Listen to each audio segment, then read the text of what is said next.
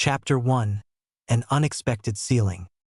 A long time ago, a demon fox with 9 tails existed. When these tails were swung, they could destroy a mountain and cause a tsunami.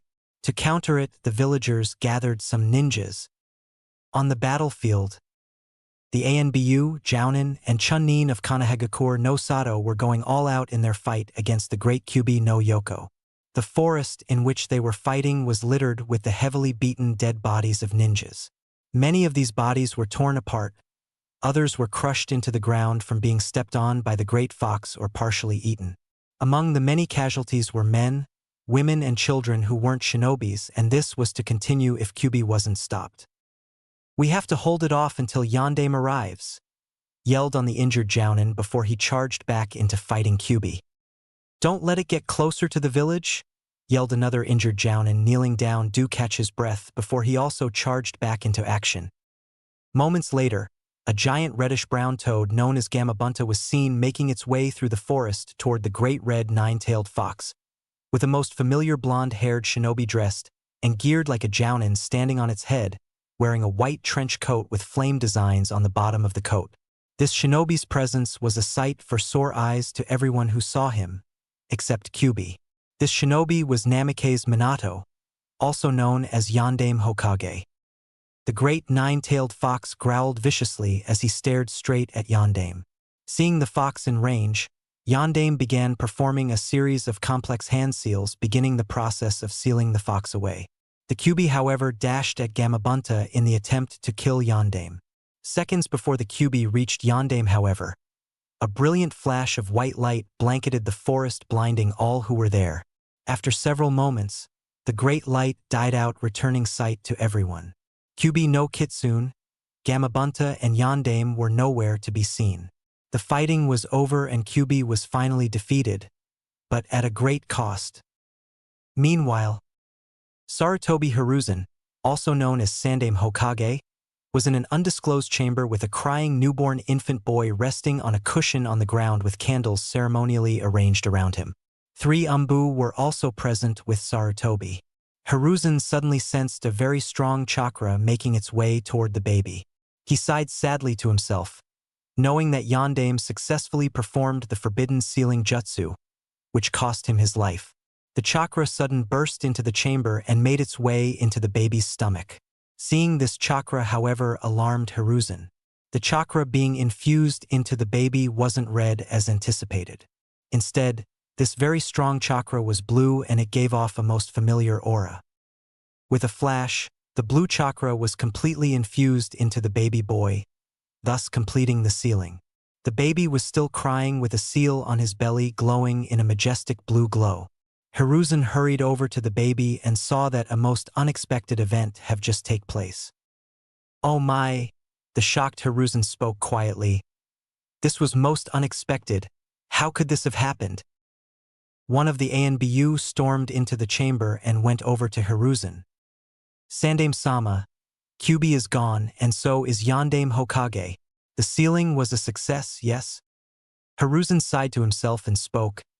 "Yes, it was a success. However, the Kyubi wasn't the one that was sealed into Naruto."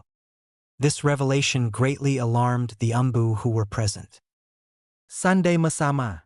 You mean the Kyubi is still out there?" "I don't know what became of Kyubi, however I know what became of Yandame." The Anbu wanted anxiously for Sarutobi's answer. "He was sealed away into his own son." A week later, Sarutobi Hiruzen, the reinstated Sandame Hokage, was sitting in his office with reports from all of the Anbu, Jounin, and Chunnin who gave their detailed reports about the event of Kyubi's attack. The casualties of the attack were catastrophic and the body count and searches for missing people were still in progress. Many lost their lives that night, from men, women, and children, and many of Konoha's best shinobis. Many were left as orphans, widows, or widowers. The physical, mental, and emotional damages done to Konoha left countless traumatized. Some homeless because their homes were destroyed, others without families, and everyone grief-stricken for the horrific event that befell them for reasons unknown. Still, they had to move on with their lives, or what was left of it, and look to a hopefully better future.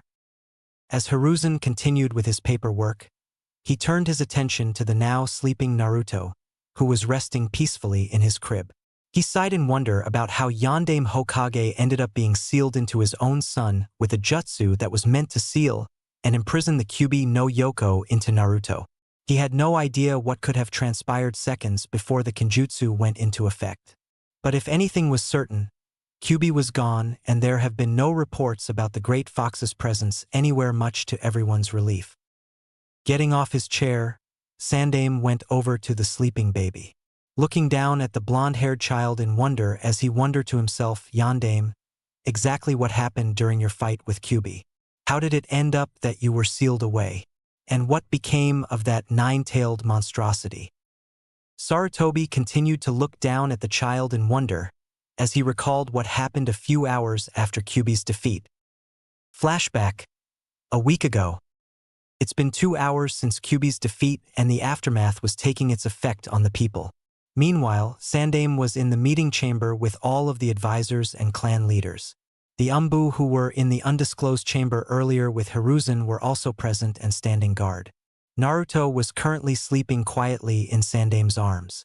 They were discussing the issues concerning Yondaime's only living son and heir, and what they must do with him. Sarutobi had just finished explaining in detail what happened to Yondaime and how he was sealed into his newborn son's body. Needless to say, they were left speechless. After a long moment of silence, Hayashi broke the silence. "Are you truly serious, Sandaime-sama?" "I'm very serious," Hiruzen replied. The Kenjutsu Yondaime performed was meant to seal Kyuubi into Naruto and ultimately claim Yondaime's life for performing the Kenjutsu. However, for reasons yet to be known, Yondaime himself ironically fell victim to his own jutsu and was sealed away into his own son. There are numerous possibilities of the effects the sealing of Yondaime into Naruto will have on the young boy as he grows up. For what it's worth, Naruto is practically a born Hokage. Sarutobi looked around as the advisors and clan leaders murmured with each other about what they were just told. The thought of a newborn infant being infused with everything that made Yondaime Hokage a most powerful and feared shinobi in the shinobi world was unreal. But it was said clear by the Sandaime Hokage himself.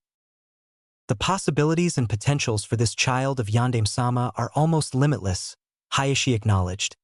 In some respects, Namikaze Naruto is Yondaime-sama's reincarnation. "You might see it that way," Sandaime said. "However, Naruto is Minato's son, not Minato reborn in spite of the situation the child is in. The child possesses great powers passed down from father to son in a strange twist," spoke Koharu. Nodding, Hiruzen stated, "which is also why he's in grave danger should enemy nations and villages learn of Minato being sealed within his own son. One of two extremes could happen. Enemy nations and villages would seek to either kill the child or most likely kidnap him in order to raise and train him to be part of their nation and turn him against us. The results would prove disastrous to Konohagakure should they corrupt Minato's legacy. Naruto will need protection of the highest level." Hiruzen looked at all of the clan leaders and advisors conversing with each other about what could be done for Naruto. A couple of minutes later, Hayashi spoke, "Sandaime-sama, with all due respects, I request permission to adopt and raise Minato's heir, establishing him as part of the main house of the Hyuga family." On hearing those words, Sarutobi contemplated what could happen should he entrust the tutelage and upbringing of Naruto to one of the clan leaders. Seeing their faces, he noted that each of them, even Hamura and Koharu, were more than willing to adopt and raise Yondaime's only son without question. From what he was visualizing about Naruto's possible upbringing under their wings, however, the results looked anything but appealing. When he visualized what could happen if Naruto was raised by Hayashi, as part of the main branch, he saw Naruto learning a lot from the Hyuga clan as a whole. It was true that Naruto would have been trained in the best arts. However, Hayashi's harsh and cold demeanor was no secret to Sarutobi, and he also saw Naruto adopting and mirroring such a demeanor. Combining that with being trained in the arts of the Hyugas and Minato's arts of combat, Naruto would turn out ruthless and look at everyone else being inferior to him. Not good qualities for a Hokage. Looking at the clan leader of the Uchihas, Sarutobi also saw Naruto learning a great deal from them.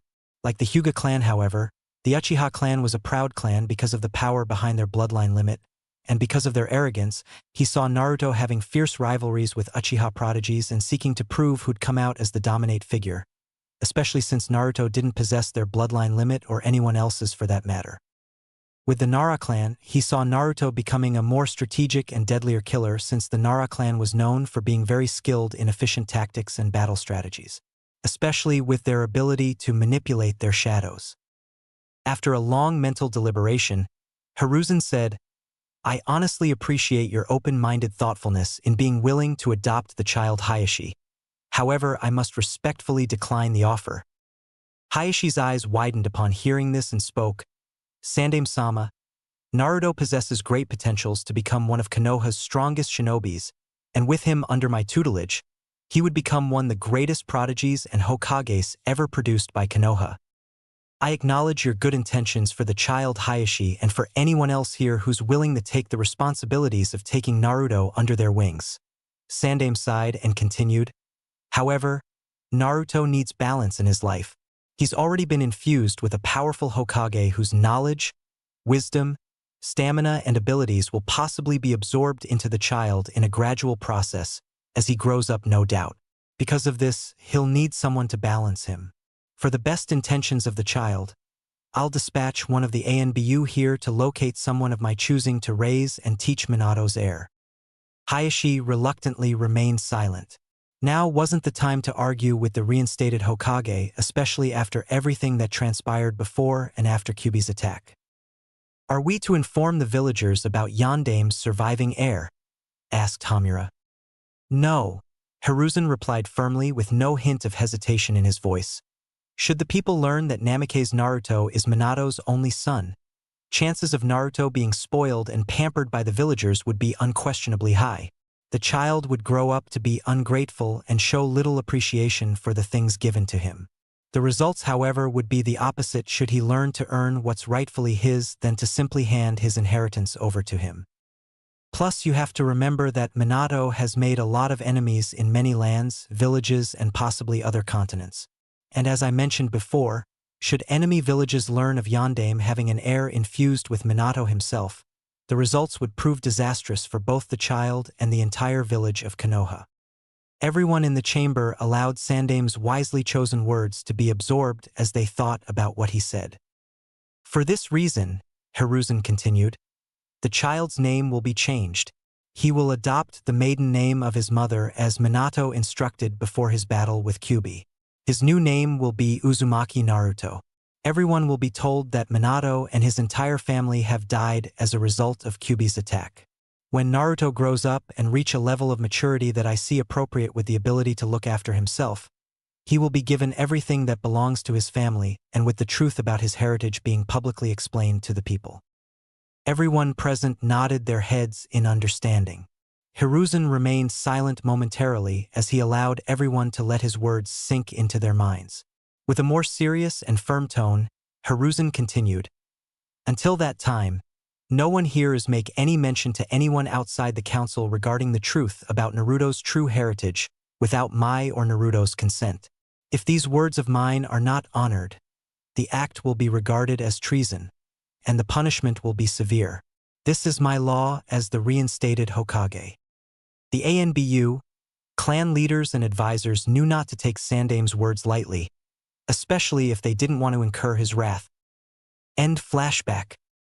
Sarutobi sighed again as he thought about what happened after the meeting. Flashback. A week ago. Hiruzen, 3 hours after the meeting with the advisors and clan leaders, had called the grand assembly of everyone in Konoha. Many in attendance could only wonder what Hiruzen had to tell them in regards to Kyuubi no Yoko's attack and defeat. Many murmurings were circulating around the assembly until Sandaime appeared on the roof of Hokage Tower calling everyone to attention. The people immediately quieted after seeing Sandaime Hokage take the stage. "People of Konohagakure no Sato," Sandaime addressed everyone, "as you all are well aware, a great monster known as Kyuubi no Yoko have attacked our village for reasons unknown to us. Sadly, many of our people and shinobis have lost their lives in battling the Kyuubi and many parts of our village have been left in ruins. It grieves me deeply that such a terrible event of such evil have befell us. Hiruzen paused for a moment as he looked over at everyone in the audience. Taking a breath, he continued, Kyuubi would have continued its rampage had it not been for the sacrifice made by Yandame Hokage, who vanished and died moments after defeating Kyuubi no Yoko. It also grieves me to inform all of you that Yandame's honorable wife, Namikaze Kushina, also died during the attack. Again Sandame paused and looked at the faces of everyone who was there. He knew how everyone loved his successor Yandame and his wife Kushina, and Sandame was no exception. The villagers knew his wife was pregnant and were really looking forward to the birth of Yandame's child with high expectations. Although it was true that Minato's wife died, however, it grieved him that he had to make everyone believe that both Minato and his child were dead, but it was for Naruto's own protection. Hiruzen continued, Yes, the loss of Minato and his family is indeed a great loss, and with all those who lost their lives on this tragic night. But their deaths were not in vain. Minato and all of the brave shinobis and citizens of Konohagakure who died gave their lives to protect the village and everyone they held dear to them. Their deaths, therefore, were honorable and ought to be commemorated. In spite of all that has happened here on this night, the fact that the village is still in existence testifies to the shining will of fire that burns in all of us. A fire that will not go out into the shadows of the night by enemy's forces. Tonight's events have proven this truth to all of us. Although we can never bring back the lives of those who were lost in the battle, however, we can honor their sacrifices and losses by rebuilding Konohagakure no Sato for a brighter tomorrow. In this way, the next generation of Konoha and all future generations to follow will learn of the great things that their people and ancestors have done for them and their village and proudly carry their spirits and fiery will of the village. The villagers all burst into applause after hearing Sandame's words to them. Needless to say, the people took all that he said to heart. End flashback. Sarutobi snapped out his thoughts when a knock came from the door. Yes, you can come in. The door opened, revealing a masked Anbu standing at the door.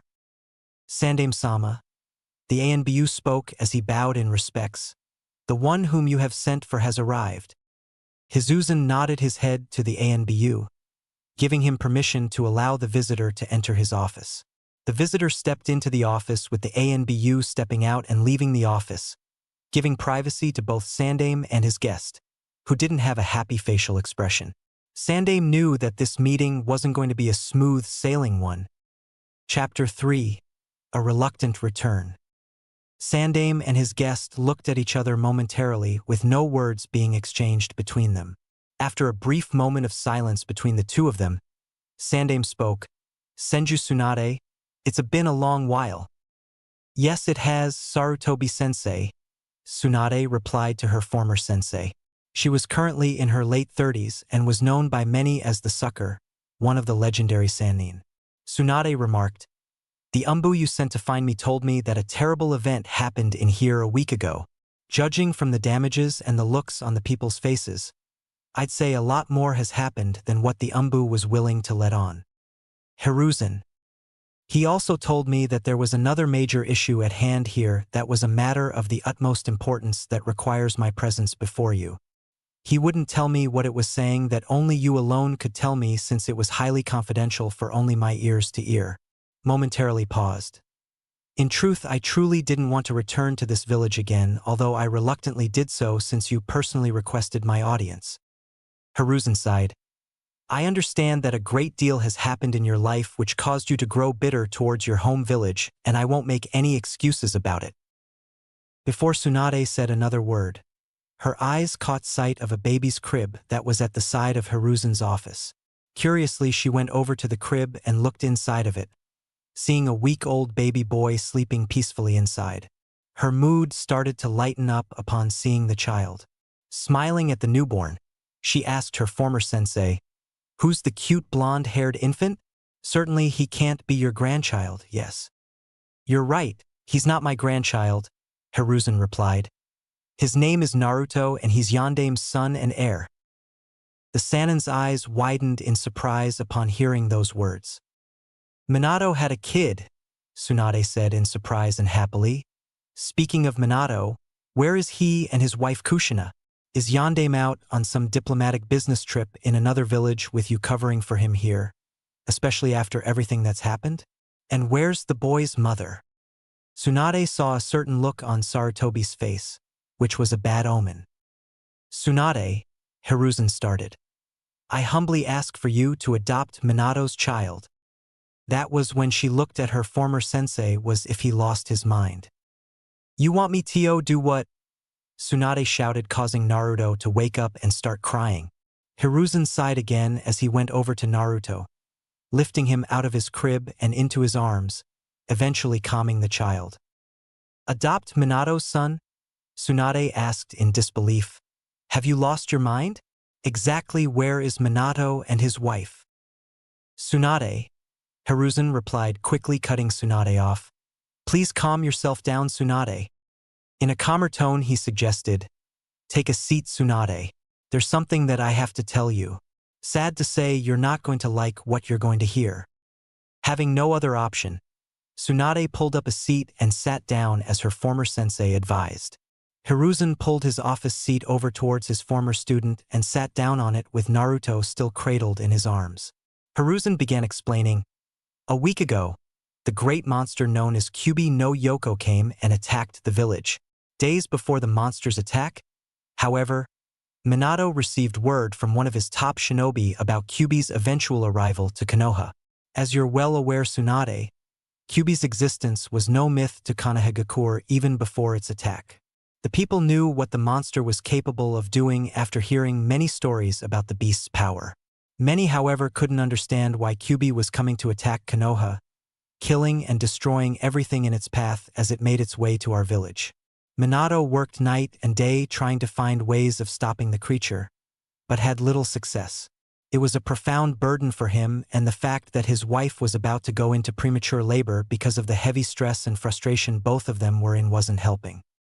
In truth, the villagers knew that Minato was married to a most skilled kunoichi who was pregnant with their child. What they don't know is that she went into labor prematurely because of the intense stress both her and her husband were in on the night of Kyuubi's attack.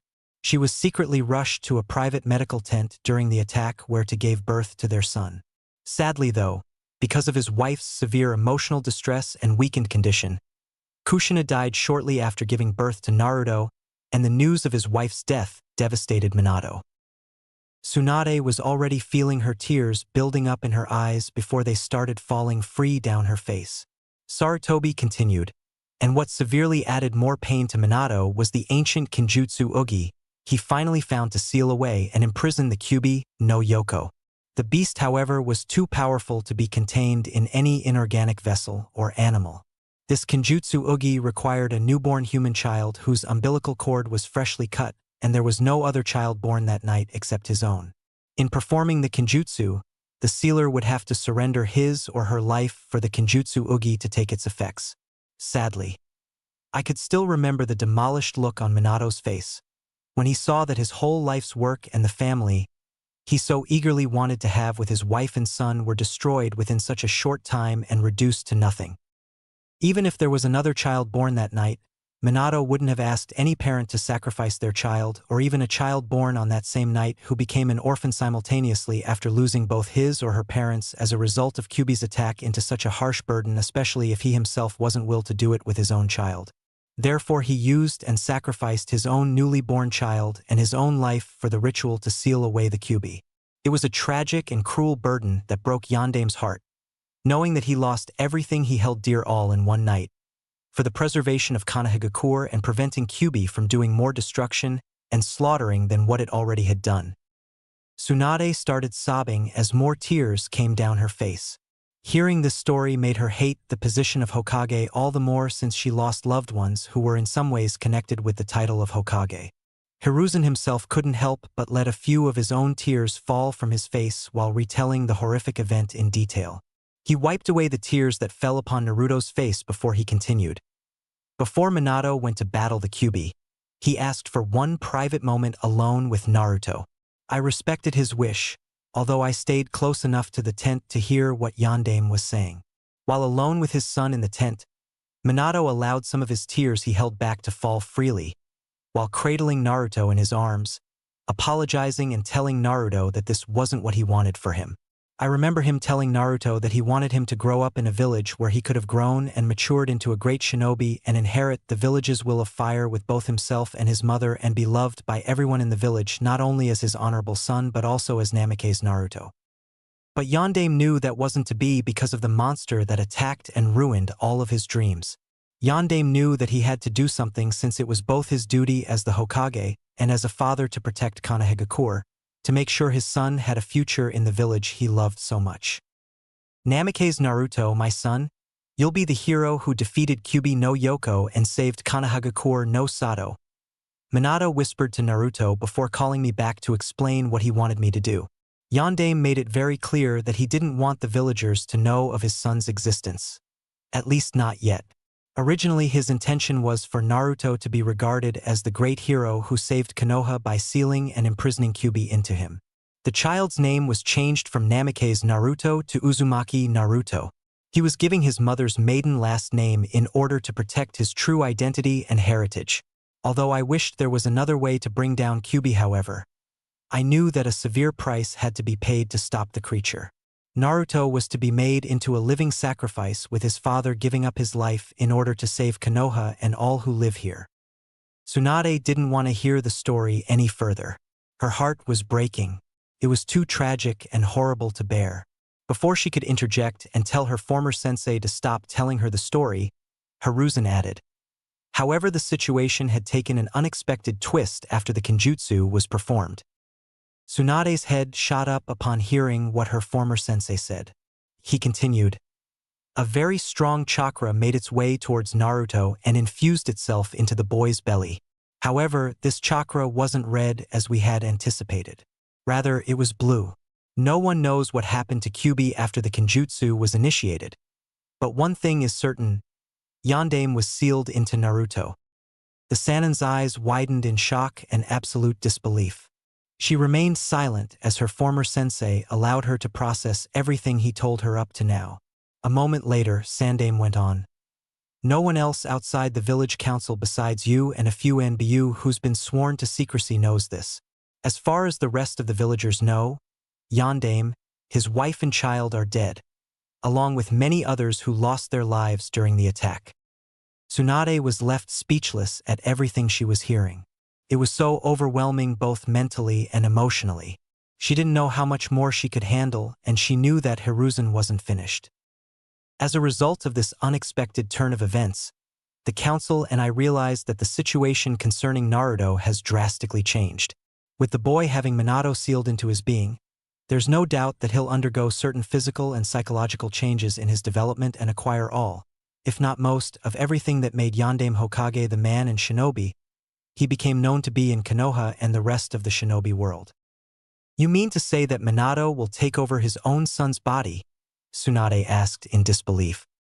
No, Hiruzen quickly replied reassuringly. Rather, Naruto will inherit and absorb his father's knowledge, wisdom, stamina, abilities, and chakra in a gradual process as he grows up, basically becoming a born Hokage. The child will still be his own individual person, not Yondaime incarnate. Because of this, Naruto is in more danger than before. It would have been hard enough should we have let everyone know that Minato had a surviving child, with countless people seeking to spoil, pamper or adopt the young boy for their own intentions and possibly to get a hold on Naruto's huge inheritance. It's worse now with Yondaime sealed inside him, and if enemy villages and nations discover this secret, one of two worst-case scenarios could happen. One, they could either attempt to murder the child, or two, which is most likely, they'll try to kidnap the child and raise him to be part of their nation, thus corrupting the child and making him our enemy. Either scenarios would prove disastrous for Konoha and Naruto, and perhaps other villages and nations should they cross his path. Sandaime took a moment to look at Naruto, who was now fully awake and looking around the environment he wasn't so familiar with. Sighing, Sandaime continued, "The truth is, I would have gladly took it upon myself to raise the child and guide his upbringing. However, my reinstatement as the Hokage heavily limits the amount of time I can spend with the boy, and I can't entrust him with just anyone in the village, not even with any of the clan leaders or village elders. And the last thing we need is Naruto turning out like Orochimaru. I don't want history to repeat itself with Naruto causing him to become something perhaps worse than Orochimaru himself." Tsunade remained silent. The memory and hurt of Orochimaru's betrayal was still fresh in her mind. Jiraiya isn't the raising little children type, and his role, as the author of those books you hate so passionately, wouldn't help in the child's development. For once I agree with you, Tsunade remarked. Although you're being a bit hypocritical since you also read those books like some closet perverts I know.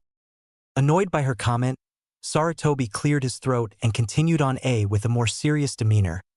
The fact that I'm asking you to adopt and raise Yandame's son shows the amount of conviction and belief I have in your ability to raise, control and balance the child since he's been infused with a powerful Hokage. But still, Naruto is an innocent child who's been forced to shoulder this heavy burden without his consent. He needs someone who can properly raise and ensure his tutelage, and show him motherly affections on top of that.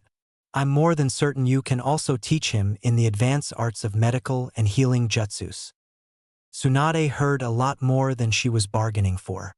It was too overwhelming for her at the moment. Sandaime knew that she already went through a lot in Konoha, and the fact that she lost most those she loved dearly, among them being her grandfather and granduncle, the Shodame and Nidaime, her lover and her little brother, both of whom wanted to become Hokage, left her with bitterness about her home village. After learning what became of Yandaime and his family, and the village as a whole, it was too much. And now she's being asked by her former sensei to adopt and raise Yandaime Hokage's child as her own. I need some time to think about this, Tsunade honestly admitted with a most calm demeanor with mixed emotions in her voice. Hiruzen didn't argue with her and replied understandably, I understand, Tsunade. Take as much time as you need. Tsunade reached out to Sarutobi, signaling to him that she wanted to hold the child. Complying, he handed Naruto over to her. She cradled the fully awakened child in her arms, who seemed to be looking at her in wonder. He yawned and closed his eyes for a moment before looking at her again. Only a week old and already you have to carry such heavy burden, Tsunade said softly to Naruto as a few tears slid down her face as he gurgled. Hiruzen smiled and watched the scene quietly.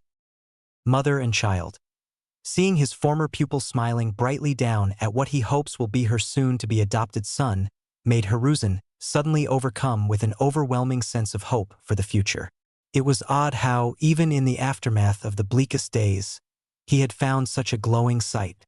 He didn't know what the future had in store for these two, but he was grateful that Tsunade was at least willing to consider adopting the child. Later that night, Tsunade was staying at a hotel for the night, at least one that wasn't demolished or damaged during Kyuubi's attack. She got little rest that night as she thought about everything that happened early that afternoon in Sandaime's office. She spent the rest of the day thinking about all that was explained to her in detail from her former sensei and what he was asking of her. In truth, she felt she didn't owe the village any favors, especially after all that she suffered and been through in the village. However, Naruto was a whole other story. He was an innocent child who's been overwhelmingly burdened with so much at a most tender and fragile age. He's only a week old, Tsunade thought to herself as she sat on her bed in her sleeping kimono. It was true that many other children of Konoha besides Naruto have been plagued with a great loss because of that bastard nine-tailed monster. However, Naruto was a very special case. In spite of what happened with all the other children who may have lost their parents, families and friends during the attack, they still had the opportunity to rebuild their lives from scratch and start life anew in the village with the help of their fellow villagers and Sandaime. Naruto, on the other hand, couldn't just go about like that, especially since he was infused with Yandaime Hokage. Two of her relatives were the first two Hokages who built Konohagakure no Sato, and they died young.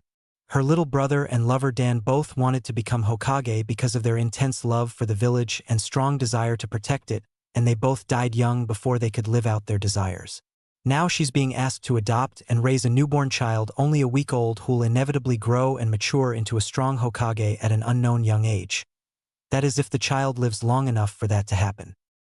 Life is so cruel to me with its ironies, she thought to herself as she meditated on Naruto's present situation while fiddling with the necklace around her neck, the one that once belonged to her grandfather, Senju Hashirama, Shodame Hokage. Naruto most likely wouldn't get to live a normal life as a result of the changes he'll undergo. On top of that, all of his father's enemies will now become his enemies, and his father has made a lot of enemies before and after becoming Yondaime Hokage. In some ways, the child was going to become the new Yondaime Hokage, she figured, and it was unknown how Naruto was going to turn out since he would develop his own personality that will undoubtedly be influenced with some of his father's characteristics. Naruto is an innocent child who's been forced to shoulder this heavy burden without his consent. He needs someone who can properly raise and ensure his tutelage, and show him motherly affections on top of that. Those were Hizuzun's exact words to her. Tsunade wondered if she was even fit for the role as a mother sickney. She never had children of her own. Sure, she helped out midwives and nursing mothers with their children in the hospitals and observed how they nurtured their babies.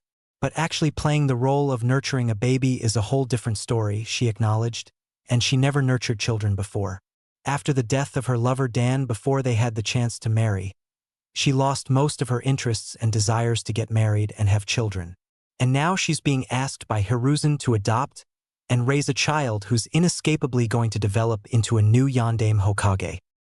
Tsunade snapped out of her thoughts as she thought when she heard a knock come from the door. Turning to the door, she said, "Yes." "Tsunade-sensei," replied a young feminine voice from the other side of the door. "May I come in?" Sighing, Tsunade answered, "You can come in, Shizun." The young 15-year-old girl entered her sensei's room.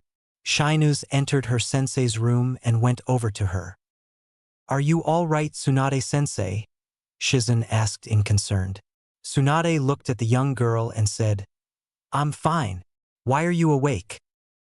"I can ask the same of you," Shizun remarked. Tsunade said nothing as she looked away from the young girl. Seeing the expression on the older woman's face, Shizun asked, "Is there something on your mind?" "Beside what Sandaime told me," Tsunade remarked. "Not much."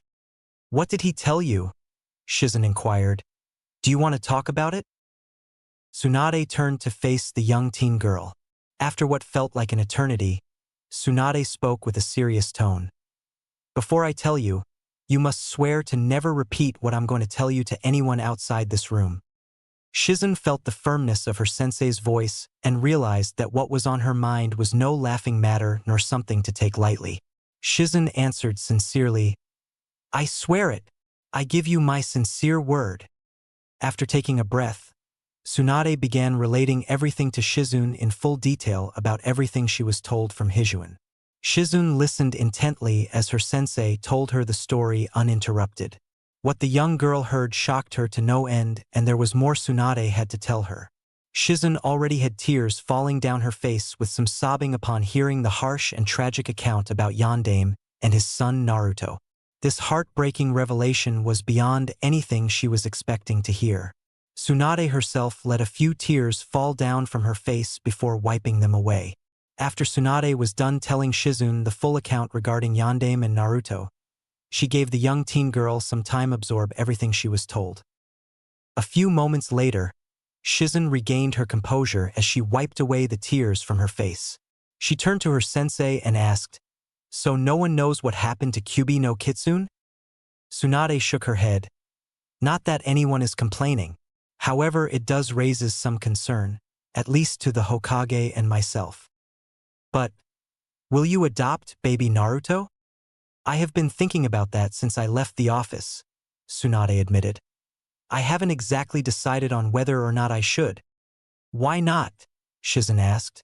"It's not like you'll be handling him on your own. You'll have me here to help you take care of the child. Besides, I always wanted a baby brother. And who wouldn't want a little brother who's a Hokage?"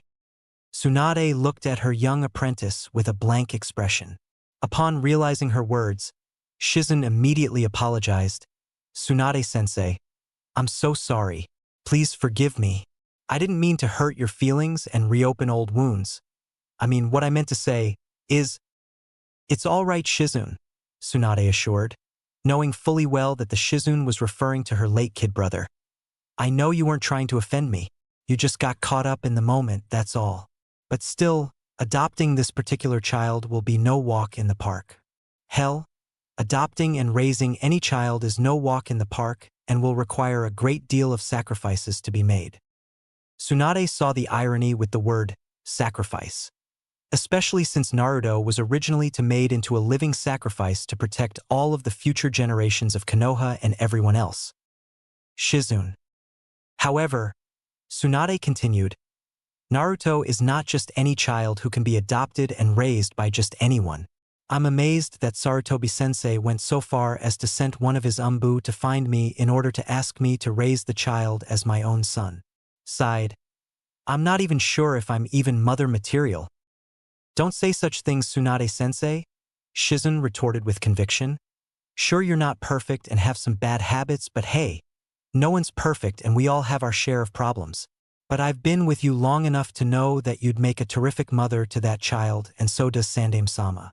After all, he wouldn't have gone through so much trouble to find you if he thought you were inadequate or unfit to raise Naruto or any other child for that matter. The Hokage chose you, Tsunade-sensei, out of all people, shinobi, clan leaders and village elders, to raise this child who possesses untold potentials. Of course, he could have chosen any other mother in the village to adopt Naruto. However, he saw something very special in you, Tsunade-sensei, that you might have not seen in yourself to move him to believe so strongly that you were fit to become Naruto's new mother. I strongly believe that you'd make a terrific mother to any child, blood-related or not. And I know your little brother and Uncle Dan would have felt the same way about you. Tsunade stood there in awe at Shizune. Her heartfelt words were filled with wisdom beyond her age. It amazed the older woman that her young apprentice could make her see and acknowledge something like this. Thank you, Shizune, Tsunade said appreciatively as she wiped away the new tears that fell from her eyes before smiling. I really needed to hear that, and those words coming from you really mean a lot to me. Shizune smiled, knowing that she managed to heal and restore her sensei's self-confidence. Unknown to the two women was that there was someone listening to the entire conversation from behind the door. The revelation about baby Naruto possessing Yondaime Hokage inside him and eventually acquiring Yondaime's attributes greatly intrigued the interloper. The possibilities with this new Yondaime Hokage are truly unique, the interloper thought before exiting quietly before being detected. Hours later that night, elsewhere, at an undisclosed location, Naruto was sleeping peacefully in a room guarded outside with two ANBU. No one without authorization from the Hokage himself was allowed into the room. 15 minutes later, the ANBU saw Sandaime making his way towards them. Sandaime-sama, the ANBU said as the two of them bowed in respects to the elderly Hokage, who nodded and greeted them. Is everything all right here? Inquired Sandaime. The first ANBU answered, Uzumaki Naruto is resting quietly, sir. No troubles have arisen, Sandaime-sama. That's good to hear, Sandaime replied. I will like to check up on the child now. The ANBU nodded and stepped to the side as Sandaime entered the room before closing the door behind him. Sandaime afterwards quietly walked over to Naruto's crib and looked down at the young boy, before forming a sinister smile on his face. A while later, the two ANBU waited outside the room for Sandaime to exit. As they waited, a voice from behind them asked, Is everything all right here? The two ANBU turned speedily in surprise to see Sandaime approaching them with two other ANBU following him to relieve their fellow ANBU from their watch. Sandaime-sama, the second ANBU exclaimed in confusion. Didn't you just enter inside the room a while ago? In seconds, Sarutobi registered what just happened as his eyes widened in horror and shock. What? Sandaime exclaimed before running to the door, finding it locked. Shit. Sandaime cursed before breaking the door down, storming into the room with the four umbu following. They came to see an empty crib and an open window. Whoever came into the room had posed as him using a henge no jutsu and kidnapped Naruto. But the question was who and how did he or she find out about Naruto? This was exactly the situation that Sandaime feared would occur, and to his horror, it didn't take long for this secret to somehow get out. Turning to the four ANBU, Sandaime ordered with full authority. Lock the village down and station as many jounins and chunins at all exit ports to the village as you can. Gather all of the ANBU and explain to them that Naruto has been kidnapped. Search the village. Search everywhere. I want Naruto found and the kidnapper brought in alive for questioning. We need to find out if he or she is working alone or with an accomplice. HAI. The four ANBU complied, disappearing in a puff of smoke. Turning to the empty crib, Sandame thought, "This is exactly what I feared. Enemy forces coming against us during our weakest and most vulnerable moments right after a most catastrophic event. Yandame, for your son's sake and the sake of the entire village, I hope Naruto will be found and brought back safely and fast." Meanwhile, Tsunade was finding it hard to sleep with all the commotion going on outside. She put the pillow over her head to try to drown out the noise, but it was to no avail. Frustrated, she got up and walked over to her bedroom door and opened it. Upon stepping out, though, she stepped on something with her bare foot. Looking door, she saw something that wasn't in the apartment before, which didn't belong to either her or Shizune. It was a notepaper that had names of clans and organizations written down on it. Someone was here, Tsunade realized. A moment later, Shizune ran into the apartment and went over to her sensei. "Tsunade-sensei," Shizune called out. Turning to the young girl, Tsunade asked, "What is it?" "All of the exits ports have been sealed off," Shizune explained. "The village is under complete lockdown by order of the Hokage. From what I've heard, there's been a kidnapping of some sort." It hit Tsunade like a ton of rocks as she looked at the notepaper in her hands. Clenching the paper tightly until it was crumbled in her fist angrily, Tsunade said, "Wait here." Not waiting for a reply, Tsunade stormed out of the apartment. "Tsunade-sensei," Shizune cried out, but her cries fell on deaf ears as Tsunade speedily ran out to pursue and apprehend the kidnapper. She didn't care about the fact that she was barefooted and still in her sleeping kimono. All that mattered to her was getting to and rescuing Naruto in time. From breaking an entry into her private lodging to kidnapping the newborn that was meant for her to adopt. For what it's worth, the culprit behind these crimes have just incurred her wrath. Chapter 5. A Maternal Shinobi.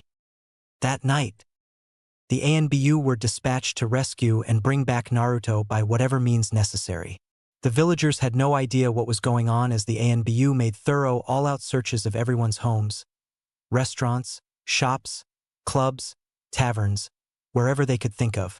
Among the ANBU on the search was a teenager named Hatake Kakashi, who lost his sensei and master, Yandame Hokage, a week ago to Kyubi no Yoko. He was still affected by the event and loss of his master, although he tried not to show it. Kakashi already knew who Naruto truly was and why he was kidnapped. He wasted no time or energy in searching for the son of his master, determined to locate and return Naruto and protect him. Kakashi, with all of the ANBU, had to take an oath of secrecy not to reveal Naruto's true identity and heritage to anyone under severe penalty from the Hokage himself. The Jounin and Chunin in the meantime were under direct orders of the Hokage that no one was allowed in or out of Konoha until the search was over. It was no secret to anyone that something very big had happened, seeing that Sandame Hokage ordered a massive lockdown and search of this magnitude. If anything, it was the last thing they needed, especially since Kyubi's attack was merely a week ago and practically no one healed from it. Meanwhile, a very beautiful woman with brown eyes, long blonde hair, and a most slender and nicely built figure and large breasts was running and leaping from roof to roof at top speed like a true athletic shinobi. Although it already dawned on her that she was barefooted and only in her sleeping kimono, which was flying with the wind and movements of her body, however, right now that was of little importance to her. All that mattered to her was getting to Naruto and fast. After seeing the names written down on that sheet of paper she found in her hotel apartment, to say that the kidnapper was up to no good was understatement. Taking a break on top one of the buildings to catch her breath momentarily, Tsunade scanned the area to see if there was anything that seemed out of place. So far, all she saw were the ANBU making searches of every building they were going into and the Jounin and Chunin remaining at their posts. The search for Naruto had gone for almost an hour and the kidnapper was still at large. She decided to head to where Naruto was last seen. Elsewhere, a few of the other ANBU were searching around the room Naruto was in earlier to see if the culprit left any clues behind that might provide a lead as to where he may have ran off to after kidnapping Naruto. Tsunade jumped down from one of the roofs of the building and gracefully landed down on the surface, running over to the small house that once housed Naruto. Stealthily, she searched around the outside section of the small house, searching for anything she could find that would serve as a lead from her. So far, she found nothing, which served to frustrate her. She knew that the kidnapper couldn't have gotten too far with all the ANBU in pursuit of him in an all-out manhunt. Her ears soon picked up on a conversation between two ANBU.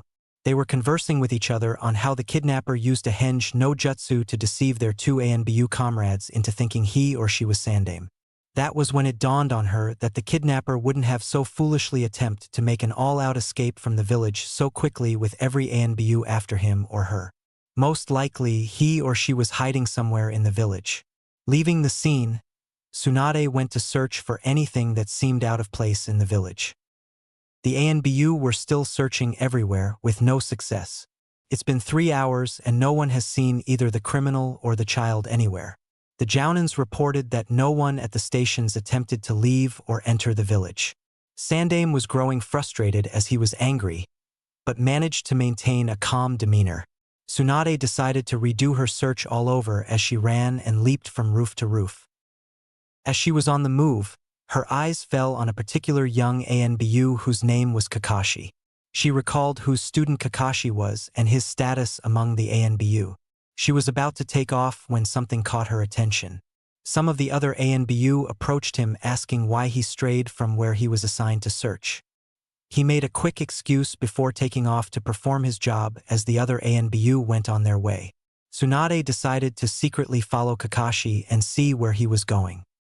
As she continued following after Kakashi, she noticed how he was heading in the wrong direction, completely off course from where they said what was supposed to go.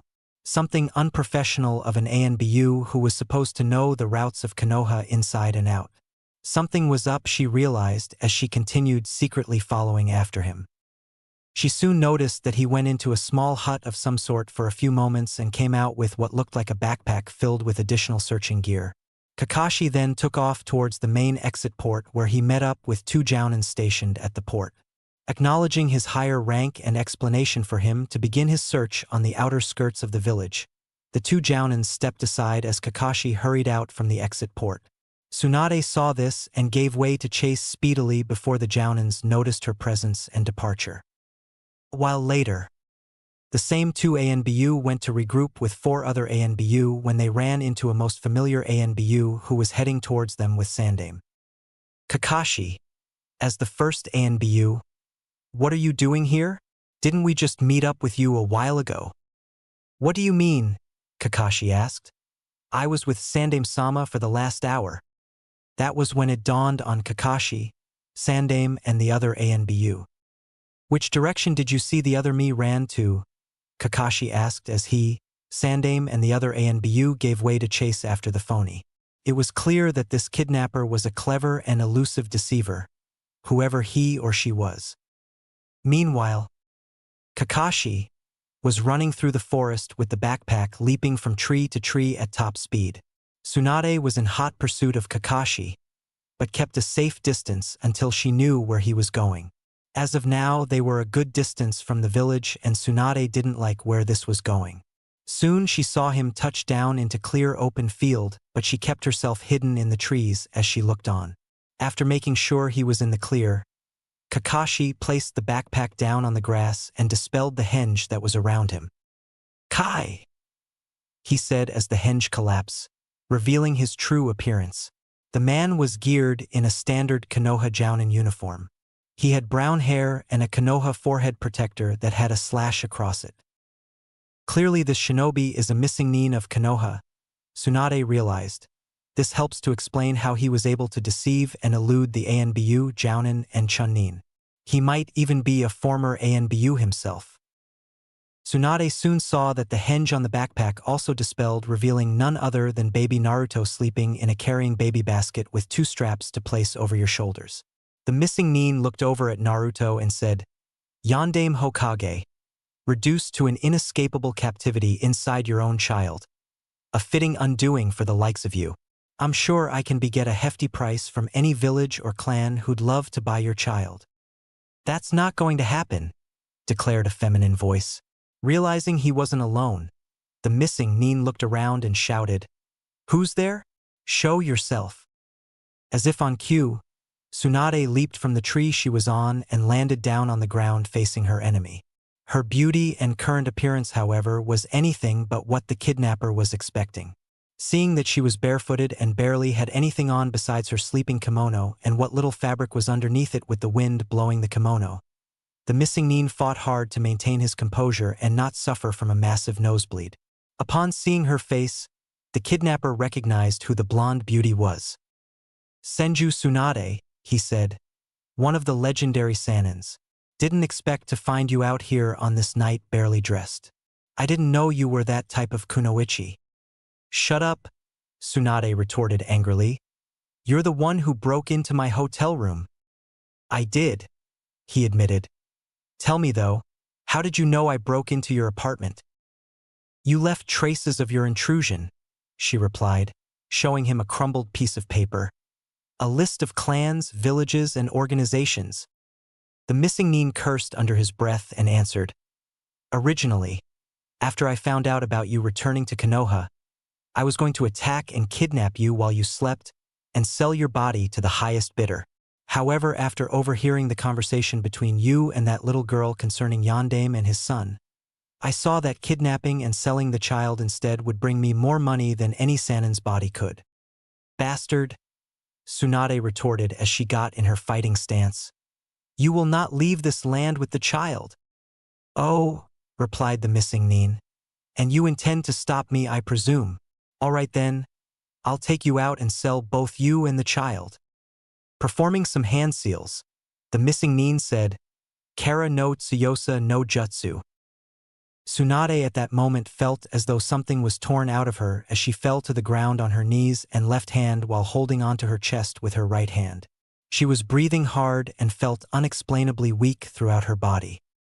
What did you do to me?" Tsunade growled as she forced herself up with the remaining strength she had left. Smiling sinisterly, the missing nin relied, "I took away your super strength. I'd be a fool to think I could directly engage you in combat and think I would come out as the victor while you're in your prime. All I had to do was spike your tea earlier with an elixir of my own creation and wait for the elixir to saturate into your body. It also neutralizes your chakra, preventing you from performing ninjutsu and jinjutsu. Like I said earlier, my original intentions was to attack and kidnap you while you slept after I activated the poison." "Damn you," Tsunade cursed. "No matter, I'll protect Naruto. You want to get this fight started, or should I go first?" The missing nin smirked at her, pulled out and placed on a claw gauntlet with long razor-sharp steel blades over his right hand. The missing nin stated, "Since you insist on fighting." The missing nin charged at Tsunade, thrusting his right hand at her. Tsunade dodged the attack swiftly as he continued slashing at her. After a couple of minutes, Tsunade soon took the initiative and went after him. Before the icing nin took to flight, Tsunade struck him, sending him pummeling across the ground. "He ain't so tough," Tsunade thought confidently. The missing nin got up off the ground and looked over at his opponent, seeing that she was in a ready-to-fight stance with her fists out ready to pummel him all over. Charging forward, the missing nin yelled and rushed over to Tsunade, who was awaiting his arrival. Upon arriving, Tsunade jumped to the air and flipped behind the criminal shinobi. The missing nin turned in time to see Tsunade punch him square in the face, knocking him down and away from her again. "Did you really thought you had a chance against a Sannin like me?" The missing nin gave a sinister laugh as he stood back up again and said, "Well, if you want the answer that badly, I'm afraid that your only way to get it is to try to beat it out of me if you can. Have it your way." The Tsunade charged at missing nin as he stood there waiting for her. Tsunade geared her fist out to strike the kidnapper. The missing nin, however, stepped to the side as Tsunade's fist missed its target. The criminal shinobi jumped to the side as Tsunade turned to face him. She was clearly able to feel her remaining strength leaving her body as a result of the elixir absorbed into her body. Still, she had to fight on, not for her sake but for Naruto's. Resorting to taijutsu, Tsunade charged at the missing nin, ready to throw her hurricane of punches and kicks. The missing Nin, however, dodged and evaded every last one of her attacks as she just kept coming. The female Sannin pressed on as she tried to land a blow on him, but he just was too fast for her, a result of the poison and jutsu he used on her. The kidnapper leaped from her, then dashed speedily past her before her eyes could catch sight of him. "What the?" "Here I am," shouted the missing Nin, charging like an uncontrollable bull. The missing Nin rushed at Tsunade and rammed right into her, thrusting her off the ground and flying some distance away till she collided straight into a tree, hard, with a solid thud. Tsunade struggled to get back up after feeling the brute impact from the last attack. Her body was in pain all over. Tsunade said weakly, What the hell was that? It felt like I was punched by a summoning beast." The missing Nin was standing where he was, looking at the female shinobi struggling to regain some of her strength. "What's the matter?" he taunted. "Did I slap you that badly?" Tsunade hissed at him. "Oh, you still have some fight left in you. I'll remedy that." Tsunade charged at him again. Punch after punch, kick after kick. Tsunade kept trying to land a blow on him, but she was unsuccessful as the jutsu is still depleting her stamina. Missing Nin blocked and evaded all her attacks. Pulling away, Tsunade took a moment to catch her breath as the missing Nin stood, where he was looking at her with a mocking expression. "Is that all you got?" he sneered. "If you're through catching your breath, I think it's now my turn to come for you." The missing Nin rushed at Tsunade and started his assault on her. Tsunade did all she could to block and evade as many of his attacks as she could. However, it was hard for her to keep up as a number of his punches and kicks found their way to strike her. Tsunade was now on the receiving end of all his swift and highly fast punches and slashes with his claw gauntlet as he just kept coming. She screamed every time from the tremendous pain and damages the steel claws inflicted on her. The missing Nin then delivered a round kick at her, sending her off the ground away from him. Tsunade stumbled and rolled on the ground, still she eventually stopped. She was now in more pain than she was earlier. Her slender and silky body was covered in dirt and dry mud, and she had multiple bruises and slashes around her face and body. She was bleeding all over, and her sleeping kimono was torn all over and stained in her blood.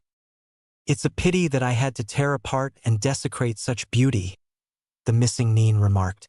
Tsunade, although in a great deal of pain, struggled to get back up to face her enemy. It was a while, but she managed to stand back up again. "Ready for more?" the missing Nin mocked. "You're dead," Tsunade snarled. "You first."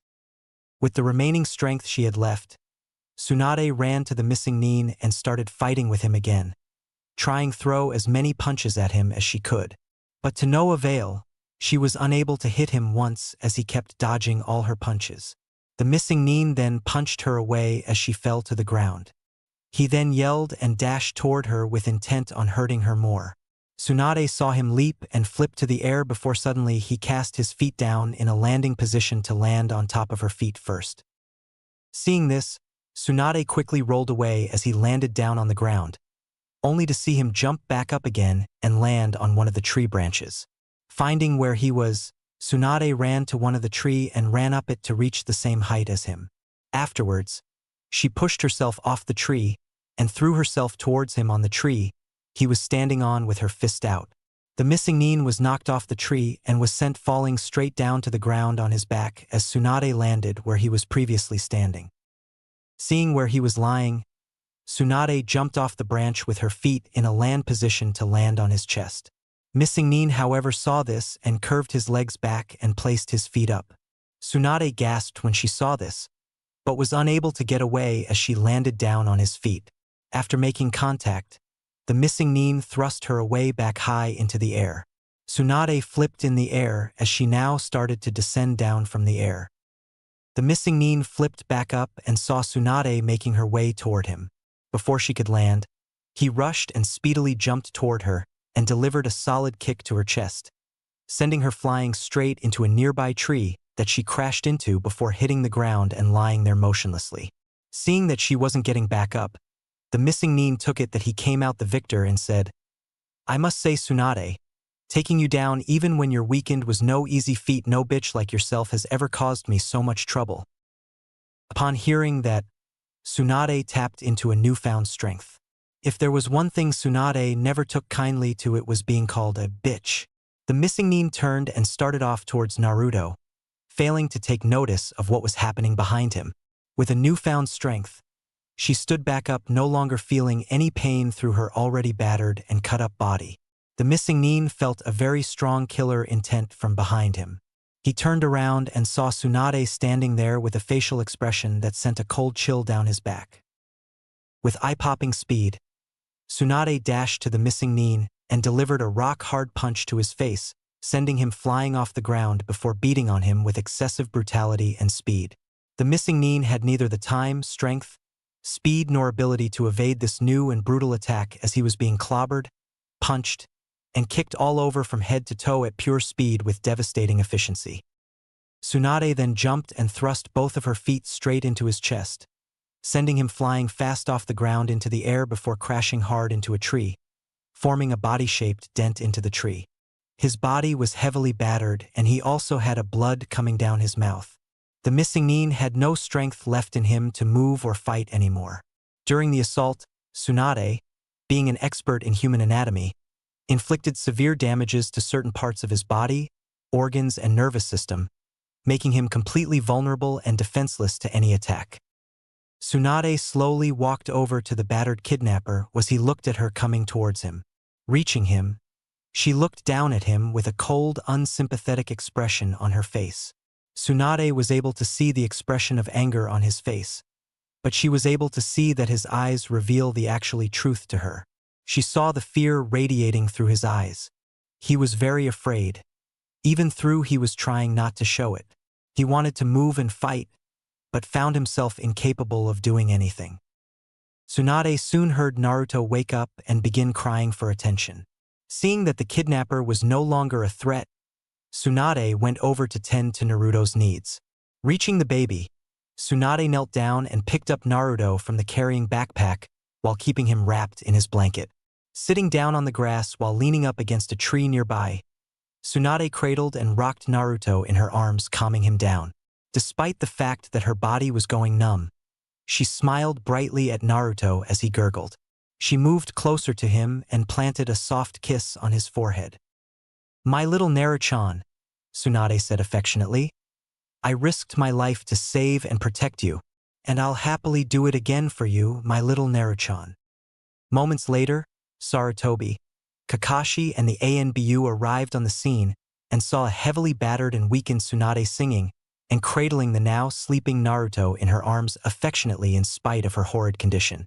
Not too far away was the culprit lying motionless on the ground and in a great deal of pain. "Tsunade," Sandaime called out worriedly as he and the others ran over to her. She smiled brightly as her eyes grew heavier and heavier before being sent into a world of total darkness. Tsunade's eyes opened up to a new environment as bright lights hit her eyes.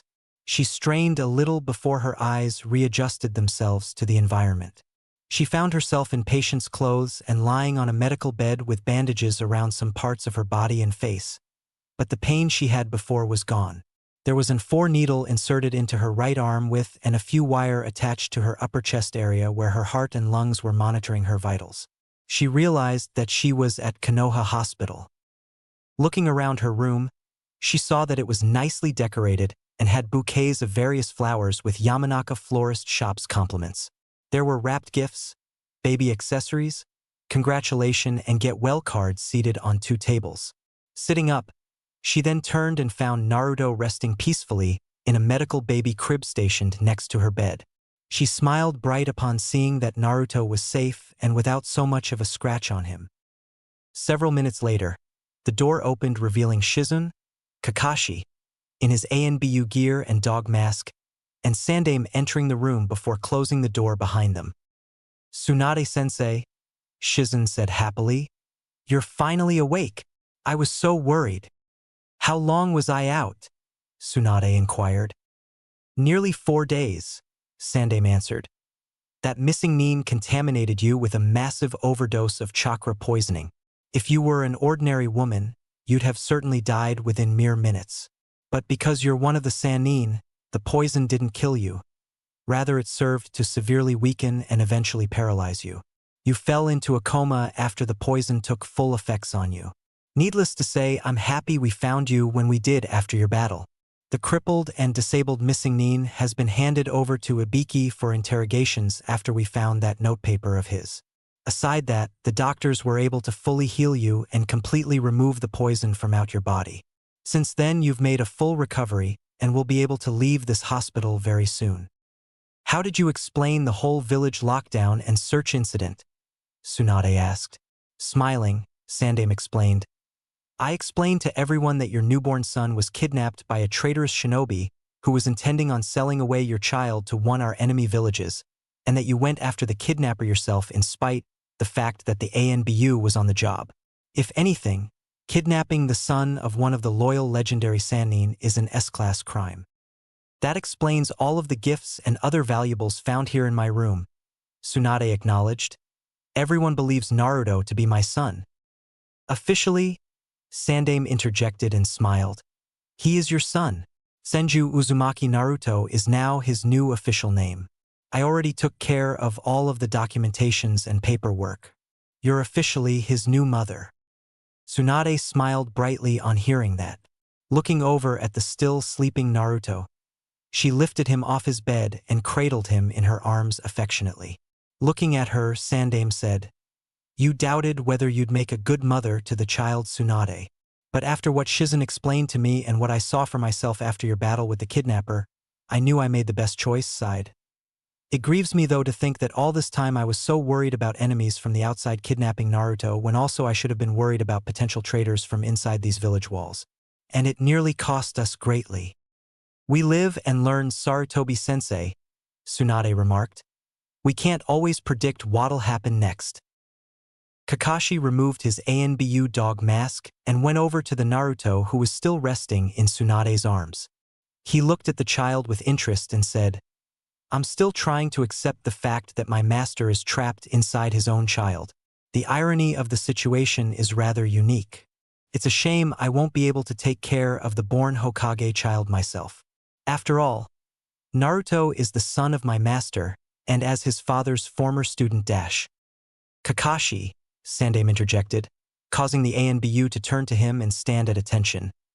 We already discussed that you'll be too busy as an ANBU to raise and look after Naruto, and I made it very clear that the boy will need balance in his life. Kakashi.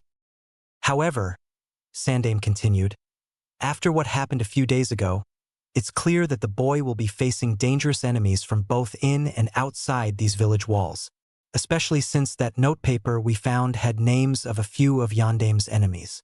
Personally, I'd hate to image what would happen if Yondaime's enemies were to get a hold of Naruto. Therefore, I would like for you to keep an eye on Naruto from time to time. Kakashi nodded wordlessly, willing to accept the task if that much. Sandaime returned his gaze back at Tsunade and said, Tsunade, since you'll be raising Naruto, I took care of the matter of where you, Shizune and Naruto will be residing at. You three will be living in a nice-sized two-story house not too far from the Hokage Tower. The Genins have already moved all of both your and Shizune's things there.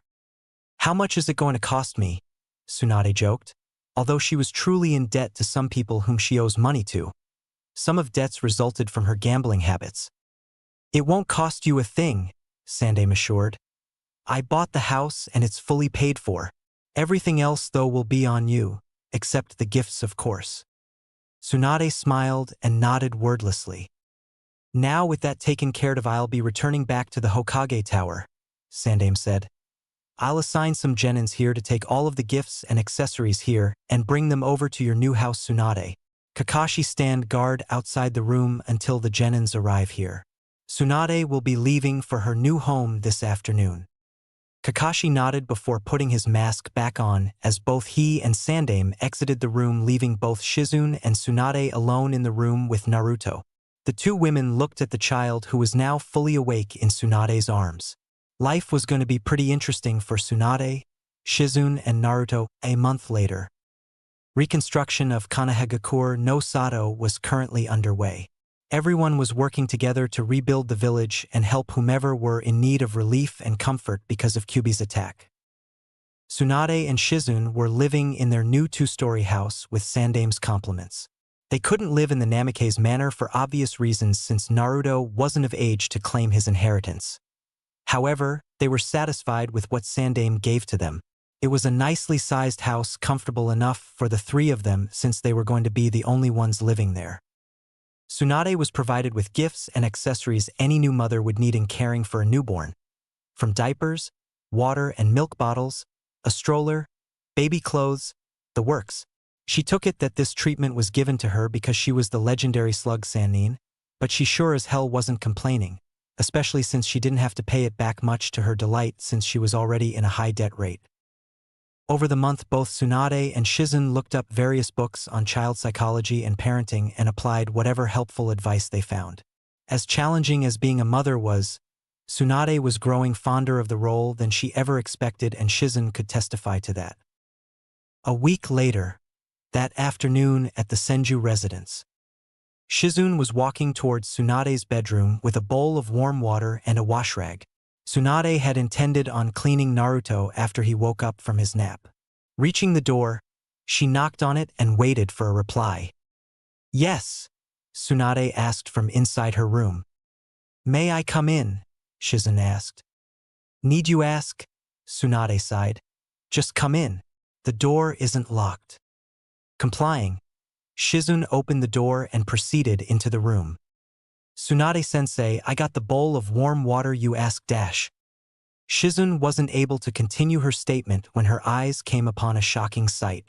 In front of her was Tsunade sitting on her futon Indian style with her sleeping kimono fully opened and hanging around her back and arms, exposing most of her slender body and white panties, leaving little to the imagination. Her long blonde hair was flowing freely down her bare back and shoulders. As for her injuries she had after her battle with the kidnapper, Tsunade's full recovery revealed not a single scar or blemish, much to her delight. Being cradled in her arms was Naruto, who to Shizune's surprise was sucking on Tsunade's left breast, while her bra was resting at the side on her futon. Shizune almost dropped the bowl of water had she not regained her composure from the shock. Tsunade-sensei," Shizune exclaimed. When did you started breastfeeding?" "I started 8 days ago." Tsunade smiled as she looked down to see Naruto continuing to draw milk from her breast. 8 days ago," Shizune repeated in surprise and shocked that she wasn't aware of this. "That's right," Tsunade confirmed. "I used a new highly advanced chakra-induced medical jutsu I created. It took me over 3 months to create and perfect it. I call it Uedo Togi no Jutsu. It's a new medical jutsu for women who wish to be infant nursing women, or wet nurses so to speak. I'm the first to use this prototype medical jutsu of my own creation, and as you can see, it turned out to be a real success. Maybe I'll teach this jutsu to you someday." Shizune blushed heavily upon hearing that as she watched the scene in amazement as she noticed that Tsunade had a new glow to her, one she has never seen since Nawaki and Dan's deaths. Over the past couple of weeks, she noticed the gradual changes Tsunade's behavior was undergoing as she started being more attached to Naruto. Needless to say, the young girl was happy to see Tsunade breaking out of her hard and cold shell that would have completely overtook her had it not been for Sandame's sincere supplication to her to adopt Naruto. Basically, adopting Naruto was Tsunade's remedy for her cold demeanor and cooling down her lust for gambling, since she had to focus her time, strength, and money taking care of a child now. The two females were so engrossed with their circumstances that they failed to realize that someone had entered into their house uninvited. Upon walking in on them from outside the room, though, "H," cried the intruder, who was sent flying and crashing into the wall as a result of a massive nosebleed after seeing Tsunade's current manifestation and what she was doing. "What the hell?" Tsunade shouted after hearing the thud. The sound of the crash snapped both Tsunade and Shizune back to reality as they looked to see who their intruder was. Tsunade growled under her breath angrily upon seeing whom their guest was, who was twitching a little with blood coming from his nose and a very perverted smile on his face with drool coming from his mouth. "All of people, Tsunade said sourly as her right eye twitched several times. He had to show up unannounced. Jiraiya-sama, Shizune said a bit worriedly as she went over to the now unconscious hermit who was also in his late 30s. 15 minutes later, Jiraiya had regained consciousness and his composure long after Tsunade dressed herself in her regular clothes. She would have forced him to clean up the mess he made had Shizune not volunteered to do herself, saying that she didn't want to risk Naruto catching anything from Jiraiya. Tsunade was sitting at a table with Naruto fully awake and being cradled in her arms. Jiraiya was still across them with a most intrigued expression on his face. "So it's all true," Jiraiya said as he looked at his former teammate and the child she was mothering. "Sandaime-sama told me everything that has happened in regards to Kyuubi's attack after I came by earlier today. I had to see it for myself, and what I saw just moments ago went far beyond what my expectations were. The boy's living a genuine privilege not given to just anyone, and he's not even related to you." Tsunade frowned and snarled at Jiraiya, not missing the perverted meaning behind his statement, while Shizune looked at the older man in disgust. "Why are you here anyway?" Tsunade inquired. "And how did you manage to get inside my house when the door was locked?" "1. As a legendary shinobi I can pick locks," Jiraiya replied. "Also I received word that Konoha was attacked by the great nine-tailed fox demon and that my best and prized student lost his life stopping the monster." Jiraiya went on. "I hurried as fast as I could after hearing this and went straight to Sandaime, who told me everything. I'm surprised he didn't request me to take Naruto under my wing, seeing that I taught and trained the boy's father." "Although you did, however," Tsunade retorted, "you're not father material nor a good influence." "What?" Jiraiya shot back. "That's a load bullshit dash." Jiraiya cut himself short upon seeing what he was about to say. Shizune saw the look her sensei's face as she eyed Jiraiya with a look that said, "Watch your mouth or die." With a calm demeanor, Tsunade said, "I'm sure Sandaime-sama informed you of the balance Naruto needs in his life. Since Yondaime-sama was your best student, all of what you taught him will be gradually absorbed into Naruto. But until that time, he'll need to be protected." "That goes without say," Jiraiya agreed. "I'm aware of what happened between you and that missing Nin. I'll keep in mind not to come between a mother and her child." Tsunade smirked. Jiraiya at that point got serious. Though the boy will gradually absorb Yondaime's knowledge and his other attributes, however, he'll need someone to help him understand how to use and control it. Something like what Naruto will experience as he grows up could more than likely overwhelm and possibly drive him insane, which would be catastrophic for both himself and everyone else, and he'll need us to help him through it. An insane Yondaime would plunge Konoha into the ground. Since I taught the boy's father, it's only appropriate that I do likewise with his son and help where I can." Tsunade thought about what Jiraiya was telling her, and she found a measure of truth in his words. After contemplating on it, she replied, "I see where you're getting at. Something like what you say could happen if not prevent, and it could spell disaster. Nevertheless, I won't let that happen. I'll do whatever I must to protect my son, no matter the cost." Jiraiya was seeing how attached Tsunade was becoming to Naruto, especially after hearing the special emphasis she placed on the word, "my." It wasn't too surprising seeing how attached she was to her kid brother Nawaki and lover Dan before they were killed. If anything, Jiraiya acknowledged, Tsunade was not about to lose Naruto for whatever reason. Ironies can be so cruel sometimes, Jiraiya thought. Just then, Tsunade smelled an unwelcoming odor coming from the bundle she was cradling. Sighing, she got up and prepared to change Naruto. Shizune got the sterilizing wipers and clean diapers, handing them over to Tsunade as she changed and cleaned Naruto. All the ninjutsu, genjutsu, kinjutsu, and medic jutsu in the world, Tsunade complained, and not one diaper change, no jutsu. Shizune and Jiraiya stifled on a laugh that partially leaked from their mouths upon hearing that. Tsunade finally finished change and clean her son. "All done," Tsunade said happily before telling Shizune to get Naruto's food to her. Complying, Shizune went and prepared Naruto food before returning. Looking over at Tsunade, Jiraiya asked, "You wouldn't mind if I hold little Naruto, would you?" Tsunade thought about it, and after a few seconds, she decided to grant her former teammate's request. Taking Naruto into his arms, Jiraiya held and looked at the young boy. Who'd have thought that my best prodigy would have ended up in this circumstance? Jiraiya thought. If the Akatsuki were to actually get a hold of Naruto, I can only image what horrors would become a reality if they were to mold him in their cruel likeness. Moments later, Shizen came back Naruto's food and set it down on the table. Tsunade took Naruto back from Jiraiya and began feeding Naruto herself. Jiraiya watched quietly as Tsunade tended to Naruto's needs with much affection. He recalled that the last time she was ever this affectionate was during the times Nawaki and Dan were still alive. It amazed Jiraiya that Naruto had such an impact on Tsunade's life, excluding the fact that he's the son of Yondaime Hokage. Getting up off his seat, Jiraiya said, "Well, now, I must be on my way now. I'm late for my new research I have to do." Tsunade knew all too well what Jiraiya had in mind as she shot him an annoyed look. Jiraiya grinned before going over and leaning down at Naruto. "I'll be seeing you soon, Neo Yondaime Hokage." Tsunade and Shizen blinked upon hearing the nickname Jiraiya just gave Naruto. "Just get out," Tsunade replied as Jiraiya smirked and went on his way, closing the door behind him. "Neo Yondaime Hokage," Shizen repeated. "Jiraiya Baka," Tsunade interjected. "I'm going to have to keep an eye on him.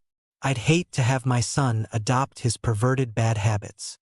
"Bad habits?" Shizen mumbled under her breath mockingly. "This coming from someone who gambles chronically? I'd hate for my little brother to adopt your gambling habits." "What was that?" Tsunade said with a touch of venom in her voice. Shizen paled and replied sheepishly, "Oh, nothing, Tsunade-sensei. What do you know? It's time for my medical training." Shizen ran out of Tsunade's presence before anything else was said between them. The slug Sannin was now alone with her boy. Sighing to herself, she said, "Why do I put up with them?" Naruto started gurgling as she smiled and turned her attention to him. "What's that?" Tsunade said playfully to Naruto. "Because I have to? That's your decree as Lord Hokage?" Giving a motherly laugh. "You're no Lord Hokage in this house. You're my little Naruchan and you're going to learn medic jutsu and how to be a medic nin. Yes, you are. Oh, yes, you are." Naruto smiled back at her with his toothless smile almost as if he understood her words, causing Tsunade to smile even brighter. Unknown to Tsunade was that the entire scene was being watched by Sandaime, who was looking upon them from his specially crystal ball. Needless to say, he was very happy for both Naruto and Tsunade. That night, many in Konoha were all fast asleep save for Konoha police and the ANBU. Meanwhile, at the Senju residence, Tsunade was sleeping peacefully in her room. All was serene when Naruto started crying in his crib. Tsunade woke up to this and got up off her futon. Going over to Naruto, Tsunade picked him up and held him, resting his head on her shoulders while gently rocking him in her arms. Naruto soon calmed down and quieted much to Tsunade's delight. After another minute, Tsunade said thoughtfully, "I bet you're hungry, my little Naruchan." Tsunade sat down on her futon with Naruto and prepared to breastfeed him. Just as she is about to open her kimono, however, the door to her room opened, revealing Shizen cradling something in her arms. "I'm sorry, Tsunade-sensei," Shizen said. "I came earlier to change Naruto's diaper and bring him back. I didn't want to wake you." Tsunade saw that Shizen was cradling a fully awake Naruto in her arms. The slug Sannin saw that something was definitely wrong with this scene. "Wait a minute," Tsunade exclaimed. "If that child is Naruto, then who am I dash?" Looking down at her arms, Tsunade saw that she was cradling a wooden log in her arms. While cradling the log, she turned and saw Naruto, quietly attempting to crawl and sneak away from her towards the opened window. As Naruto was making his way towards the window, he then felt an extreme bloodlust approaching and coming from behind him. As he fearfully and slowly turned his head, he thought of one word that he thought might have saved him with puppy eyes as he sucked his right thumb. "Mama!" Outside the house, Sandaime Hokage was taking a late-night stroll around the village when suddenly, "Ba-am!" Sandaime turned to see a small figure coming flying from out of Tsunade's bedroom window. The figure was sent flying high into the skies across the village. "There they go again," Sandaime said sympathetically, knowing all too well who that figure was. "He'll never learn." On the other side of town, the same small figure came crashing hard into the ground, forming a crater in it. The figure transformed back into his real self and was in much pain. He was heavily bruised all over. "Oh," Jiraiya mourned. "So close, damn that Shizune. I was just a few seconds from paradise. And I was really looking forward to having some of that good stuff she treats Naruto to." Jiraiya slowly picked himself from out of the crater before checking himself for whatever additional damages was done to him as a result from the impact to the ground. In any case, he was in a whole world of pain. Meanwhile, a very pissed-off Tsunade was in her bedroom standing with a broken log in her right hand looking out through the window while Shizune was looking on with a pale and frightened expression. She threw the log pieces out of the window before calming down. "Perverted excuse for a life form," Tsunade stated. "So much for his word about not coming between a mother and her son. I just might kill him if he pulls that stunt again." Turning to Shizune, Tsunade walked over to her and took Naruto from her. "Thank you, Shizune," Tsunade thanked. "I'll take it from here." Shizune nodded before quickly exiting the room and closing the door behind her. Tsunade then went over to her futon and sat down on it with Naruto in her arms. Opening her kimono, Tsunade began breastfeeding Naruto, who accepted her nourishment with adoring want. "My, you were certainly hungry, weren't my little Naruto-chan?" Tsunade smiled affectionately while caressing Naruto's soft blonde hair. After a couple of more minutes, Naruto was done drinking her milk before Tsunade closed her kimono and stood back up, rocking and singing him to sleep. /n. "I'm feeling lazy about writing a song of any sort. Therefore, think up of any bedtime songs you know of that a mother would sing to her newborn." After another 12 minutes, Naruto fell fast to sleep in her arms. Going back to her futon, Tsunade laid Naruto down gently on it before lying down next to him and pulling the covers over them. "Good night, my little Naruto-chan." Tsunade, as before, she gave him a gentle kiss on his forehead and going to sleep herself with Naruto cuddled close to her. 8 years later. Over the course of 8 years, Naruto, age 8, grew up being raised by Tsunade, age 46, and Shizune, age 23, with Jiraiya, age 46, staying around occasionally to guide Naruto's mental development as he gradually absorbed Yandaime's mental and physical attributes. When it came down to it, what more did one really need? Many things happened during the course of time. Tsunade and Shizune were both medic nines, obviously therefore, Naruto ended up having a fairly advanced vocabulary for his age complement with what he was getting from his incarcerated father Yandaime Hokage. Naruto, however, wasn't aware of the fact that Yandaime was sealed inside of him. Around the time Naruto was about to turn 5, Tsunade stopped breastfeeding Naruto. It surprised Shizune and even Jiraiya and Sandaime that Tsunade had been breastfeeding Naruto for nearly 5 years with the use of her Uedo Togi no Jutsu. And speaking of this jutsu, Tsunade taught it to selected female medic nines of Konoha who sought become infant nursing nines.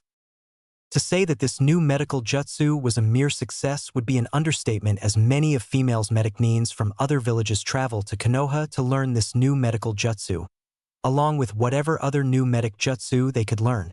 Tsunade didn't miss the opportunity to charge for the training, which surprisingly wasn't refused since she originated the jutsu. Tsunade's new jutsu and several others she was willing to teach made quite an impact in the medical practice, which helped boost her reputation highly in the medical fields. With the money she was making, though, Shizune had to be on her back constantly in order to prevent Tsunade from gambling it all away and pay off the debts she owes. Growing up with a family, one's parents naturally pass on what skills they have to their children. A father will gladly teach his children how to play a sport or practice a trade. A mother will teach her children, whether they like it or not, social etiquette and how to deal with people and so on. Now, when you're growing up with a mother and sister who contributed a great deal toward modern medic nin theory, you pick up some things. Of course, it wasn't until shortly after Naruto's 4th birthday that he actually started to actively follow in his mother's footsteps in the medic field, much to Tsunade's joy. Sandaime didn't mind Naruto learning to be a medic nin. This was in contrast with the time when he was younger, when he turned down the idea Tsunade suggested in training shinobis to be medic nins years ago. His reasons at the time were because during that time Konoha was at war and had little time and resources available to even begin starting up medical training course for shinobis. But now times have changed and things are different now. If she wasn't teaching medic nins, healing, performing surgery, or gambling, Tsunade spent large measures of her time with Naruto and teaching him, whether it was in the arts of medicines, jutsu, or combat, although she was a bit of a slave driver when it came down to learning healing and medic jutsus. Even that was a bit of an understatement. It was perfectly clear to everyone how attached and very protective the slug Sannin was with Naruto. For any mother who cared deeply for their children, it was truly understandable. On occasions, Tsunade took long-distance travels from Konoha and journeyed to other villages.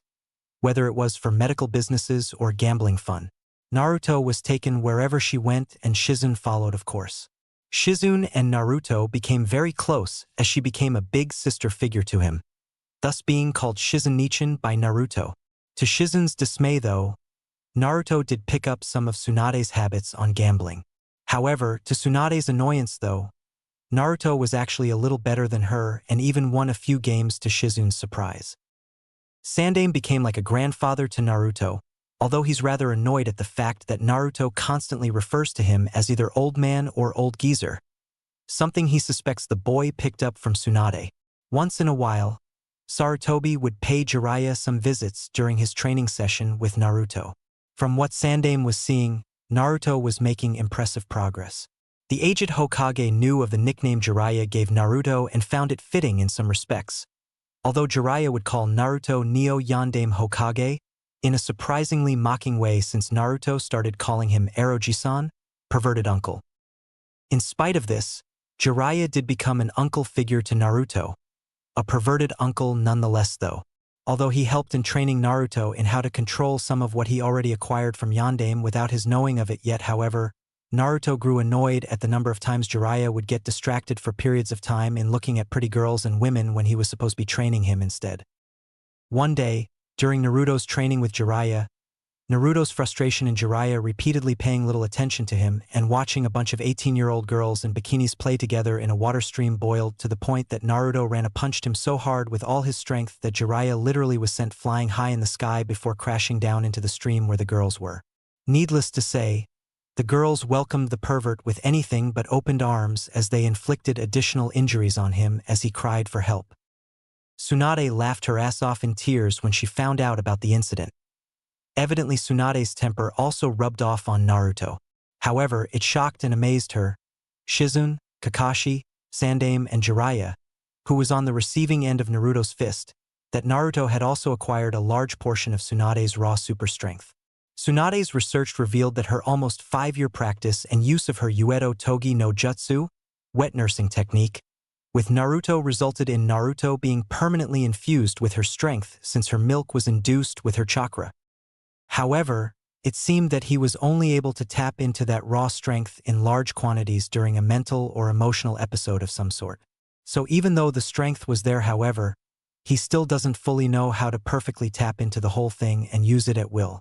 Even still, he managed to maintain being able to have some of that dormant strength. Kakashi, age 22, without being reminded, kept tabs on Naruto from time to time, almost as though he was a protective big brother. On occasions, he'd stop by and visit Naruto. And speaking of playing the role of the older brother, Naruto started referring to Kakashi as Kakashi-nizan. And like many siblings, the younger one usually looks up to the older sibling as a role model. This, however, wasn't without some consequences. Naruto started imitating Kakashi in the use of wearing a ninja mask like he does, which he started after turning 6 years old. Also, Kakashi would sometimes spoil Naruto when they hanged out together, and sometimes he'd spar with Naruto also. Kakashi was also known for being a major fan, like so many, of Ika Ika Paradise, a famously known graphic adult series written by Jiraiya the Toad Sannin himself. One day, Naruto managed to get a hold of one of Kakashi's latest and rare edition books and read through it. What he saw and read shocked and at the same time fascinated him to the point that he had to find out what more. The detailed erotic and sexual images Naruto was studying only served to capture more of his attention. What he learned from that one book inspired him to create a new form of jutsu, one he'd use on perverts like Jiraiya or any other shinobi who'd fall victim to a most sexually arousing and erotic sight. The irony was indescribable. After Kakashi realized that his new book was missing, he frantically searched all other for it for 2 days, until he found it with Naruto, who was reading the book for a third time. Naruto apologized but explained that after seeing him read those books so many times, it sparked his curiosity to see what was so interesting about it. So he took his new one the moment he saw that his guard was down and read the whole book through. Rather than being angry, Kakashi was impressed by the boy's ability to outwit him. But then again, Naruto was infused with his master who taught him the ways of the shinobi. Naruto wanted to use and test out his new jutsu on Kakashi, but decided against it since Kakashi wasn't mad at him. He called his new jutsu Oiroku no Jutsu. While growing up, Naruto became a major addict for ramen. It was no surprise to Jiraiya that Naruto would unknowingly be like his father, who, like him, was a ramen addict. Tsunade had to be on his back about eating healthy foods, fruits and vegetables, and not an excessive amount of starch and carbohydrates. Although Naruto did eat the other healthy foods as Tsunade told him to, however, he would retort back to his mother about her unquenched love for sake, resulting in both them hitting occasional stalemates. A month later, Tsunade was sleeping on her futon in her bedroom that night when a small figure entered her room. The figure made his way toward her when Tsunade turned and opened her eyes to the young boy stopping where he was and standing in front of her. "Naru-chan," Tsunade said. "Why are you awake? Shouldn't you be in bed sleeping?" Nervously, while holding his right arm that seemed to be hurting for some unknown reason, he answered, "Ka-chan, I had a very bad dream. Can I sleep here with you?" It didn't take a scientist to see that Naruto was very frightened about whatever nightmare he had. Instead of asking about what his nightmare was, she simply grabbed and raised her blanket, granting Naruto access to sleep on her futon with her. Happily, Naruto hurried and climbed in, hugging Tsunade as though she was his only sanctuary and source of protection. She threw the blanket over them and embraced her son as he fell asleep next to her. 3 weeks later, Naruto's nightmares have been occurring on a weekly basis. A few times he woke up screaming in terror and fear, waking Tsunade and Shizen who'd run into his room to check on Naruto. On a few of these occasions when those same nightmares occurred, they noticed that his right arm reddened a bit. They didn't know what to make of it. They ran some examinations on his arm to see if they could find anything. To their frustration, they found very little that could help with Naruto's condition. When asked about what he sees in his nightmares, Naruto told them that he saw a giant red furry monster, viciously killing and destroying everyone and everything in its path with all its fury. He added that the monster was called Kyubi no Yoko. Hearing this story sent a cold chill down Tsunade and Shizen's backs. They couldn't understand why Naruto started having realistic nightmares about the nine-tailed fox and why his right arm would turn red when those nightmares occurred. Thus far, he had 9 nightmares of Kyubi. A week later, Naruto was in Sandame's office that morning after Tsunade and Shizen went to work at the hospital. The present Hokage had called Naruto in, wishing to discuss something with him. Naruto was now standing in front of Sandame with his now long blonde hair that reached down his back in a braided ponytail, with some spiked hairs resting over his forehead. Tsunade evidently allowed the boy to let his hair grow over the years. Naruto was also wearing a blackish-blue ninja mask like the one Kakashi wears and also blackish-blue pants and shirt with black sandals and white bandage-like wrappings going about his legs from within the bottle of his pant to inside his sandals. He also wore fingerless black gloves and a gray robe-like vest similar to the one Tsunade wears with a dark blue sash tied around his waist. Sandame saw how Naruto was taking after Kakashi outwardly, and he also knew that Naruto was taking after Yandame in others ways the boy wasn't aware of as of yet. "Okay, Jizan," Naruto said. "What am I here for?" Sandame frowned at the name he was called again. He practically lost count on the number of times Naruto called him that. You're here to be informed that you'll be starting attendance at the Konoha Academy starting tomorrow. Naruto's face looked like it fell off upon hearing those words. What? Naruto exclaimed in disbelief. Have you gone senile? Sandaime was tempted to bop Naruto on the head for that remark but remained calm as he took another puff from his pipe. No, I'm perfectly fine. Thank you. Seriously, however, it's a mandatory procedure for all children in Konoha, you included. It's essential that you go through the 4-year procedures of attending and graduating from the academy to become a genin and climb the shinobi ranks from there. For years, Naruto argued in outrage. You can't be serious. I'm at a much advanced level than those newbies. On top of that, I'm training with 2 Sanins, being raised by one of them who happens to be my mother. And once in a while Kakashi Nezen spars with me, and he's an ANBU captain. Sandaime couldn't deny the truths Naruto was telling him, especially since he witnessed how Naruto have been developing over the years. Indeed, Naruto was stronger, faster, and smarter than normal. If anything, Naruto was most likely at Jounin level now, but his development to Kage level was still in progress and had several more years to go. However, Sandaime couldn't risk compromising Konoha's education protocols because of Naruto's special circumstances. He had to protect Naruto's secret, although Naruto himself wasn't aware of it, ironically. You want me to join the academy? Fine, Naruto retorted.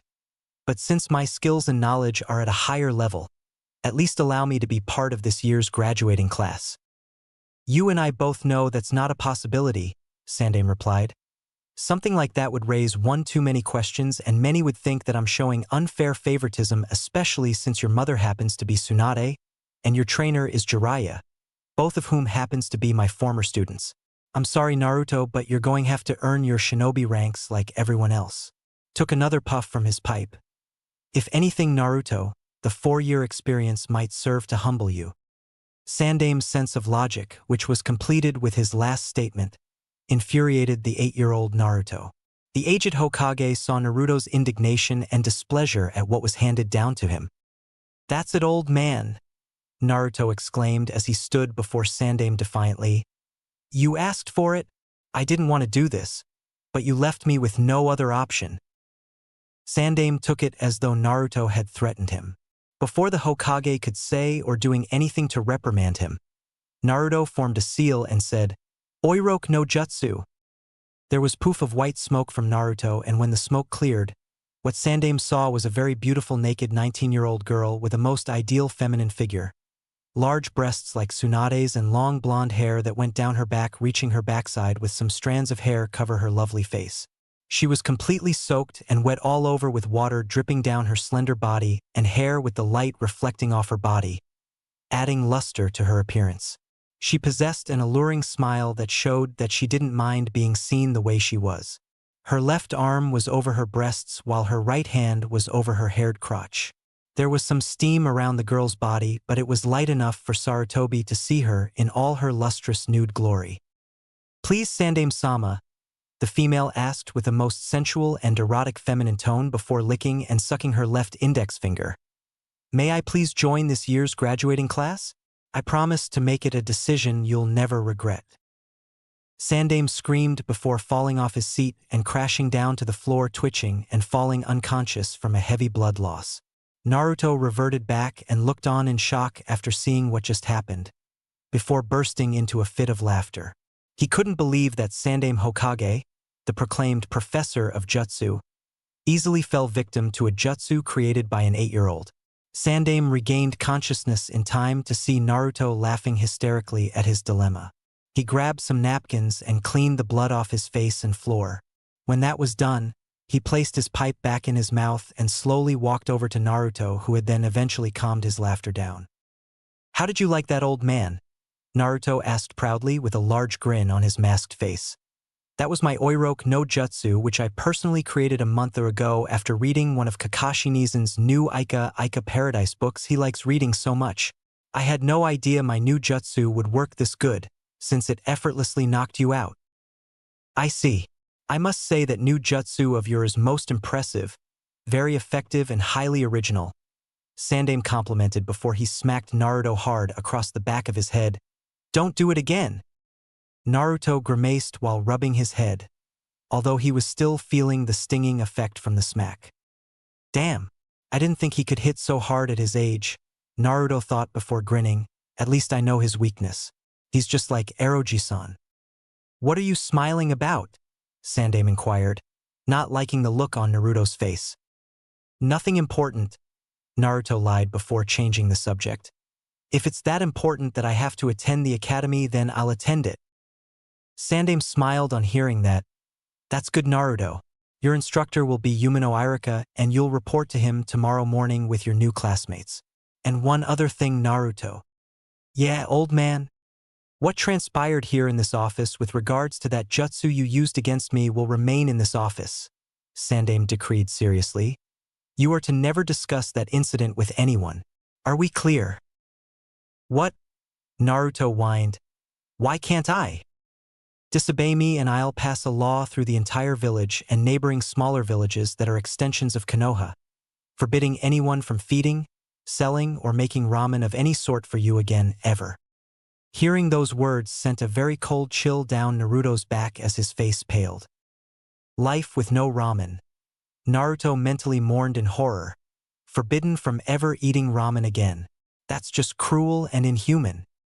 Naruto knew not to take Sandaime's warning lightly as his shoulder slumped down. Sandaime smiled, satisfied with himself, knowing fully well how addicted Naruto was to ramen, just like Minato was. Fine, you win, Jizan, Naruto conceded. I won't go telling anyone how you were knocked out from my Oiroke no Jutsu. It's not worth forever giving up my privilege for eating ramen. I'm glad that you see it my way, Sandaime retorted.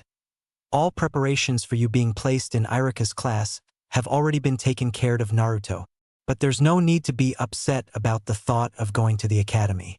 All in all, I'm certain you'll make some new friends there, I'm sure. And a good shinobi knows when and how to make good friends who ultimately make great allies. Therefore, more is involved in going to the academy than just learning the ways of the ninja and the history of our nation. Give it a chance, I'm sure you'll enjoy your experience. With that said, you can hurry to Jiraiya. I'm sure he's waiting for you. Naruto started on his way when… Naruto.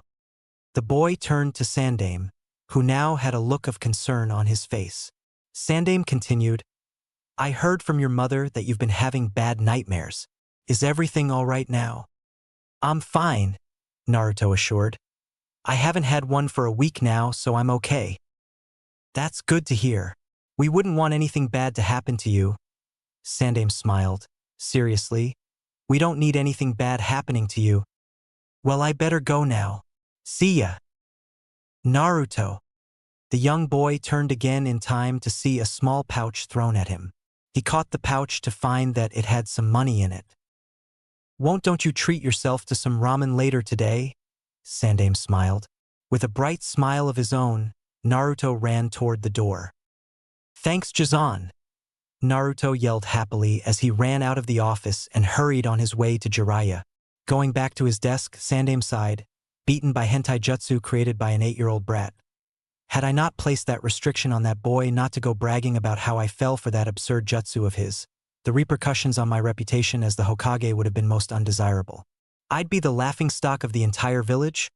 Pulled his Hokage hat down partially. Maybe I ought to label that absurd hentai jutsu of his as a kinjutsu, forbidden jutsu. The following day, Tsunade dropped off Naruto to school before heading to work. After kissing him on the cheek, she let him enter the building where the other children were heading while being instructed by the Chunins there where their classes were.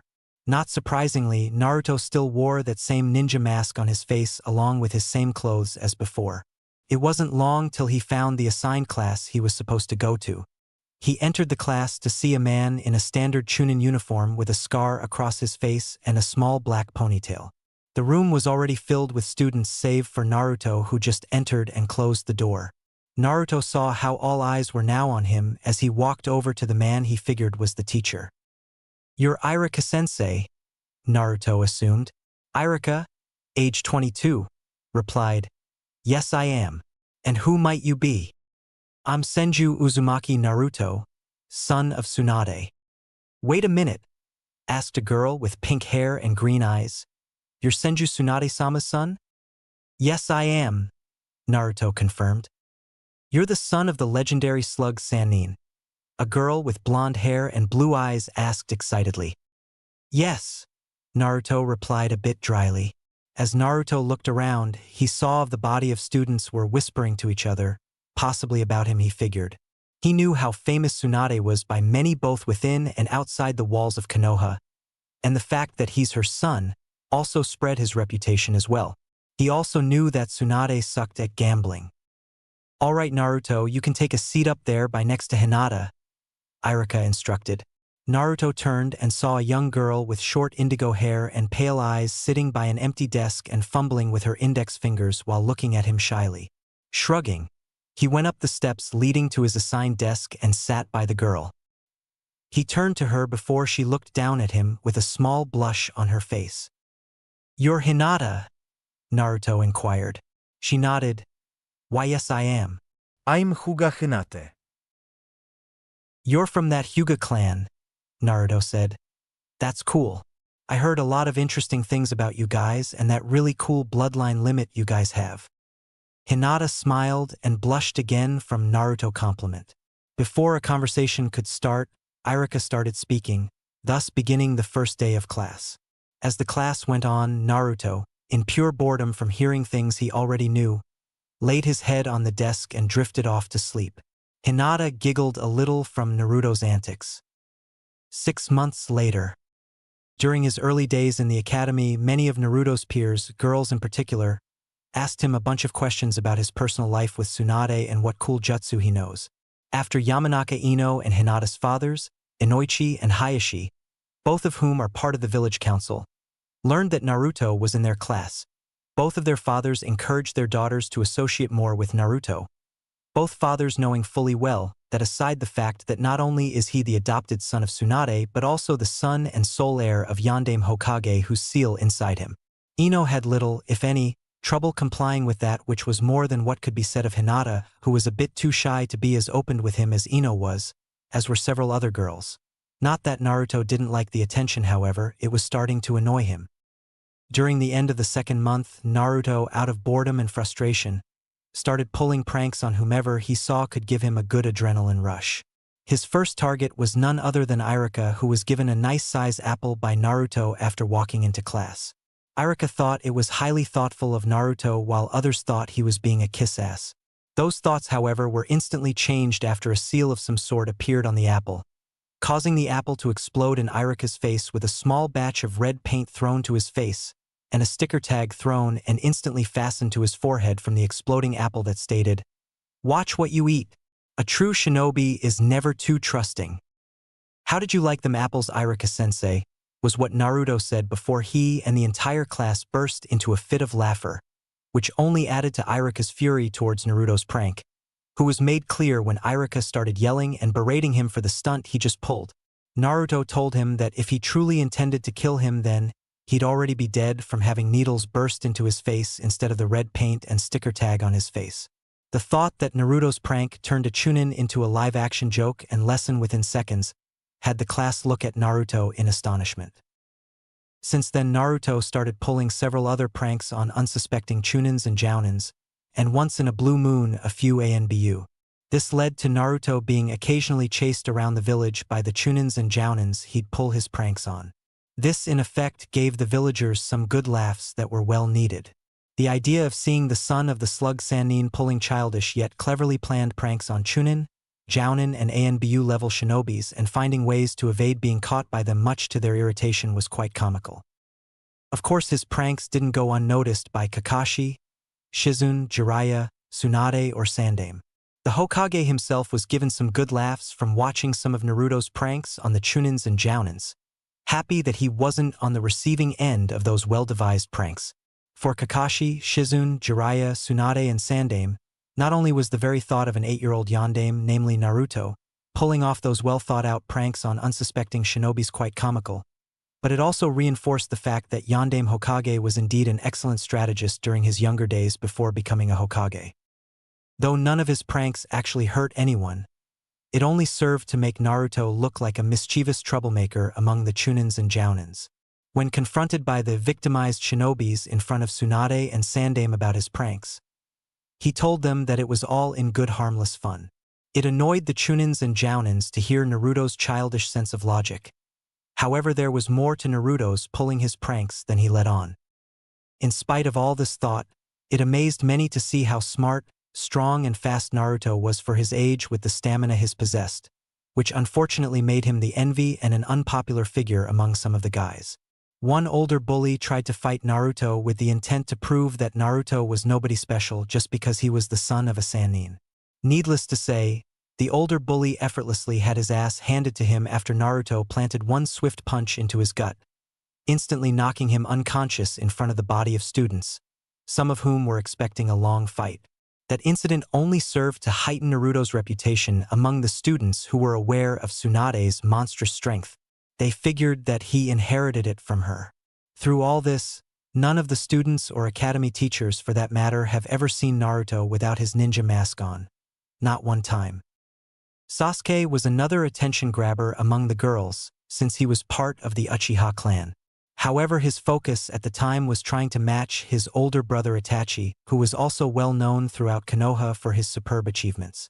Because of this, he started considering Naruto as his rival, believing that Naruto would reach Itachi's level before he does. Naruto, though, tried to be friends with him. However, Sasuke wasn't interested and instead told him that he has to surpass him in order to match his brother and gain his acknowledgement. It saddened Naruto that Sasuke rejected his offer of friendship. Naruto felt that he and Sasuke could relate to each other in that they were both annoyed at how people considered them of any worth just because of whom they were related to or what bloodline limit they had. Still, Naruto was persistent in trying to gain Sasuke's friendship in whatever way he could. In regards to Iruka, it annoyed him to no end that Naruto would use his class to sleep in and yet have the capacity to pass and even ace his tests. But what did you expect when your mother is a Sannin and medic specialist? Some in the class found it humorous, some of the girls found it cute, one Nara Shikamaru found it troublesome. During the end of the 5th month, the Uchiha massacre occurred. Men, women and children of the entire Uchiha clan were ruthlessly slaughtered in one night with only 2 survivors. These survivors were Sasuke and his older brother Itachi, a former ANBU captain who was responsible for slaughtering the clan and leaving Sasuke alive for unknown reasons before leaving Konoha as an S-level missing nin. Sasuke was crushed and devastated by the horrific event carried out by the one person he held in high regards and wanted acknowledgement from most. Naruto, after learning about the massacre, tried to console Sasuke in whatever way he could. He had little success at first, but Sasuke slowly started opening up to him, although not as much as Naruto would have liked it, but it was a start. Naruto also started talking a little more with Hinata, much to the shy Hyuga's heiress's surprise. He found being around her a bit more relaxing and calm. Naruto saw how Hinata blushed and stuttered often and was clueless as to why. Like in Sasuke's case though, Naruto felt he could also relate to Hinata in that she also didn't like how people considered her or anyone else of any worth just because of whom she was related to or what bloodline limit she who born with. 2 days later, late that evening, Naruto was training by himself in a training field outside the village. It was one of the training grounds Jiraiya would regularly take him to teach him there. Occasionally Naruto would train by himself till it was late, and sometimes return home only to be scolded by Tsunade for coming home past curfew. He'd usually mumble something along the lines about how does it make sense for a shinobi to be given a nighttime curfew if they're expected to handle serious missions during late hours. In any case, Naruto was working out some steam after being told off by Iruka for falling asleep in class again. "Iruka baka?" Naruto snorted, still feeling irritated. "As if I'm the only one who falls asleep his class. There's that other kid. What's his name?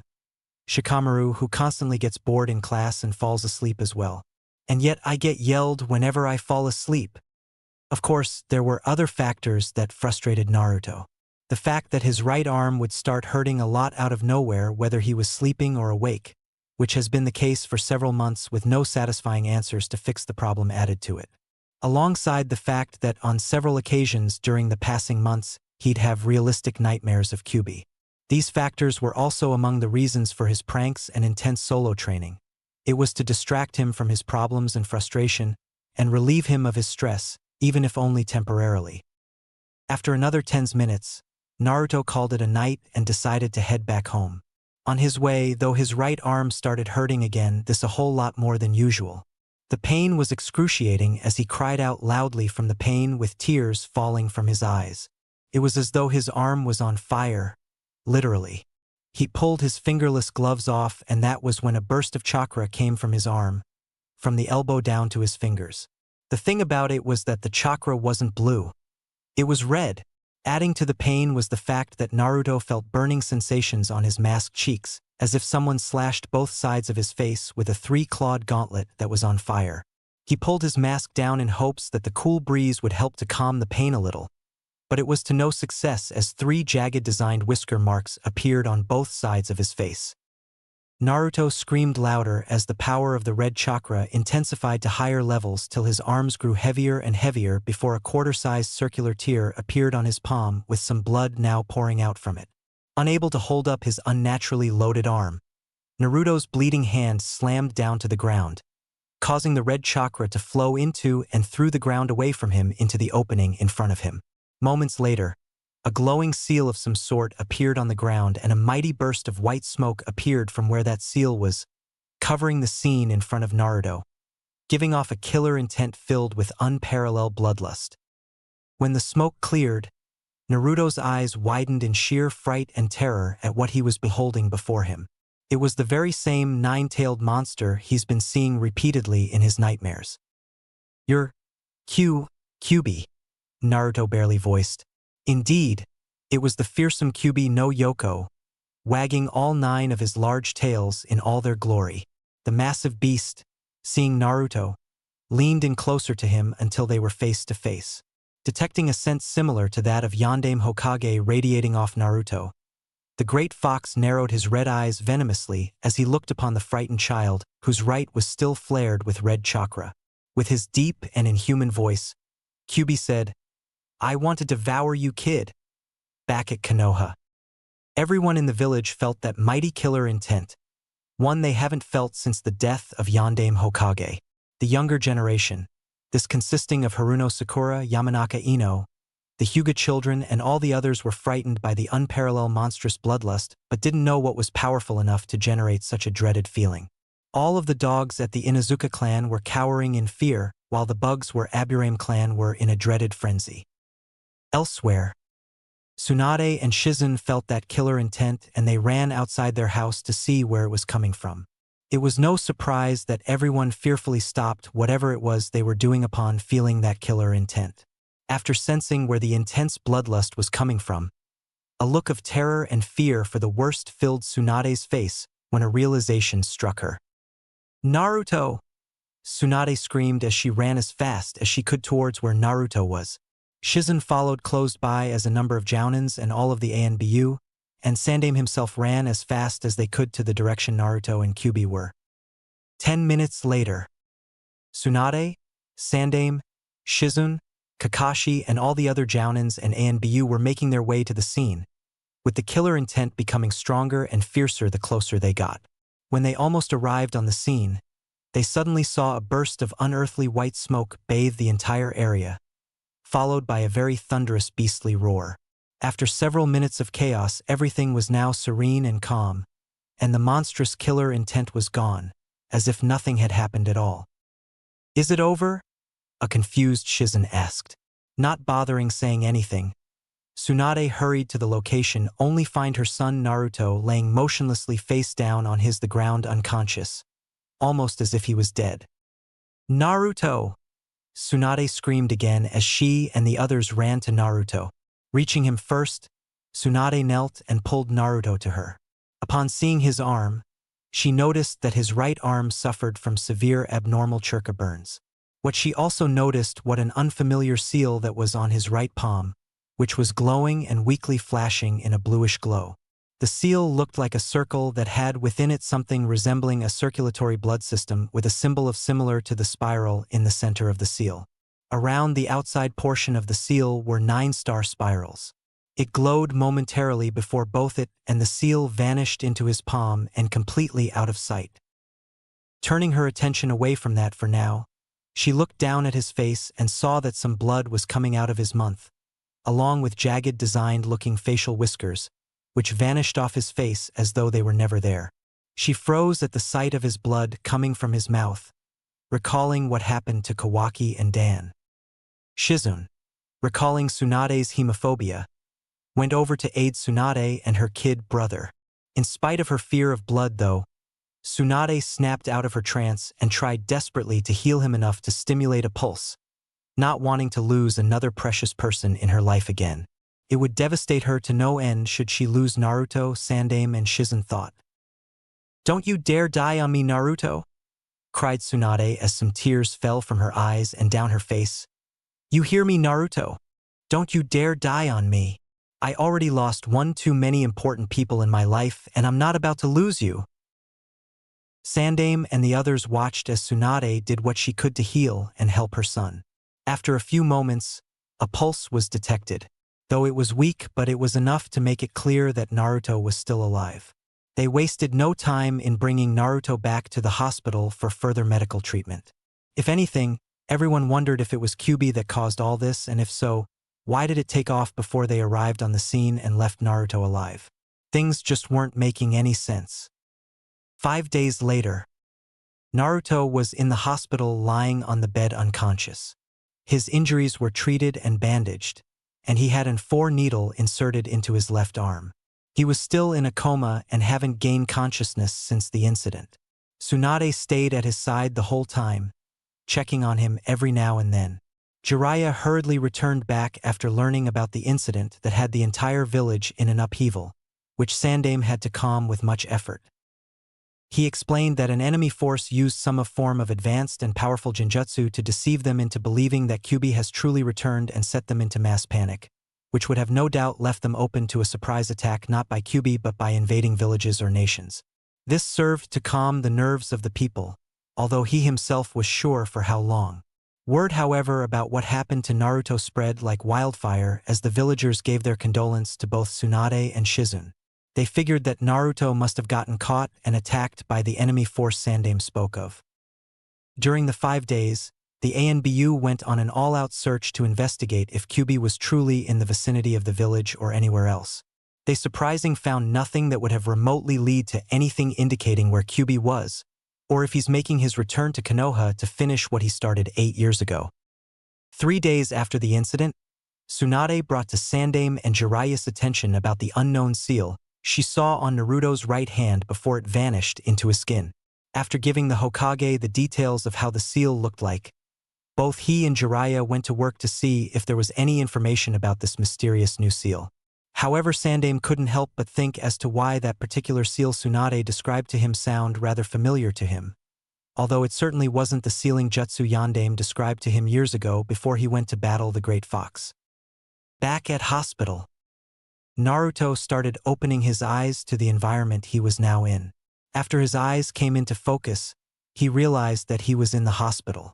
He turned and found Tsunade sitting and sleeping at a table next to his recovery bed on the right side of him. From the looks of it, he saw that she had little rest. He was about to wake her up when he turned his right hand and looked at it. That was when everything came flood back to him. The event at the training ground, to Kyuubi making an unexpected appearance to what he discovered and learned after he fell into a coma. Tsunade groaned as she gradually opened her eyes to see Naruto was now fully awake. "Naruto," Tsunade exclaimed happily as she embraced him tightly. "I'm so happy that you're all right." "Yes, Mom," Naruto choked. "I'm fine, but your hug is crushing me." Embarrassed, Tsunade released Naruto, who gasped for breath. "Naruchan?" Tsunade asked with motherly concern. "Are you hungry? I can go get you some of your favorite ramen from Ichiraku if you want." Not being one to turn down ramen, he accepted. Before she went on her way, Naruto called to her, "Mom!" Tsunade turned to Naruto, who surprisingly had a serious look on his face. "Is it possible for you to get Jizan, Eroji-san, Kakashi-Nizan, and Shizune-chan to come here? There's something very important that I have to discuss with all of you." Tsunade nodded and went on her way, wondering if what her son had to discuss with her and the others had anything to do with what happened 5 days ago. 2 hours later, the people who Naruto requested were now present inside the room with 2 ANBU standing on guard outside the room. The Hokage instructed them that no one was allowed inside the room until he exited. Meanwhile inside, Tsunade and everyone else were ready to find out why Naruto requested their presence. But in any case, Sandaime and Jiraiya had some news of their own to share in regards to what they discovered about the new seal in Naruto's palm. Breaking the silence, Naruto asked, "Jizan, is it possible to form a soundproof barrier? I don't want what's discussed here to be heard by anyone outside this room." "How do you know that such a jutsu exists?" Shizen asked. Naruto retorted, "Because my father told me just now." Everyone's eyes widened on hearing what he just said. "WW," Sandaime stuttered. "You mean?" "Yes," Naruto replied while giving Sandaime a look requesting to activate the jutsu. Nodding, Sandaime went through a series of hand seals before activating the jutsu. A streak of bluish-white light went around the room before disappearing. Sandaime nodded that the jutsu was complete. Seeing this, Naruto continued, "I'm now aware that Yondaime Hokage, my father Namake's Minato, is sealed inside me." Everyone was silent in the room. They didn't know what to say or think. They figured that Naruto might be angry at them for keeping what they knew a secret from him after all these years. Seeing the looks on their faces, Naruto assured, "I'm not angry at anyone if that's what you're thinking. My father told me everything in regards to the event that happened 8 years old when Kyuubi attacked the village and how both he and Kyuubi got sealed away inside me." Hearing those words sent cold chills down everyone's backs. It was true then. Kyuubi didn't die at all and was in fact sealed into Naruto after all. "I bet you're wondering how both Kyuubi and my father both got sealed away, when my father supposedly was to be consumed by Shinigami after Kyuubi was sealed away. It's a peculiar story really, and it goes back to the time my father was preparing to do the sealing jutsu during his battle with Kyuubi." Everyone listened intently as Naruto related everything he was told to by Yondaime.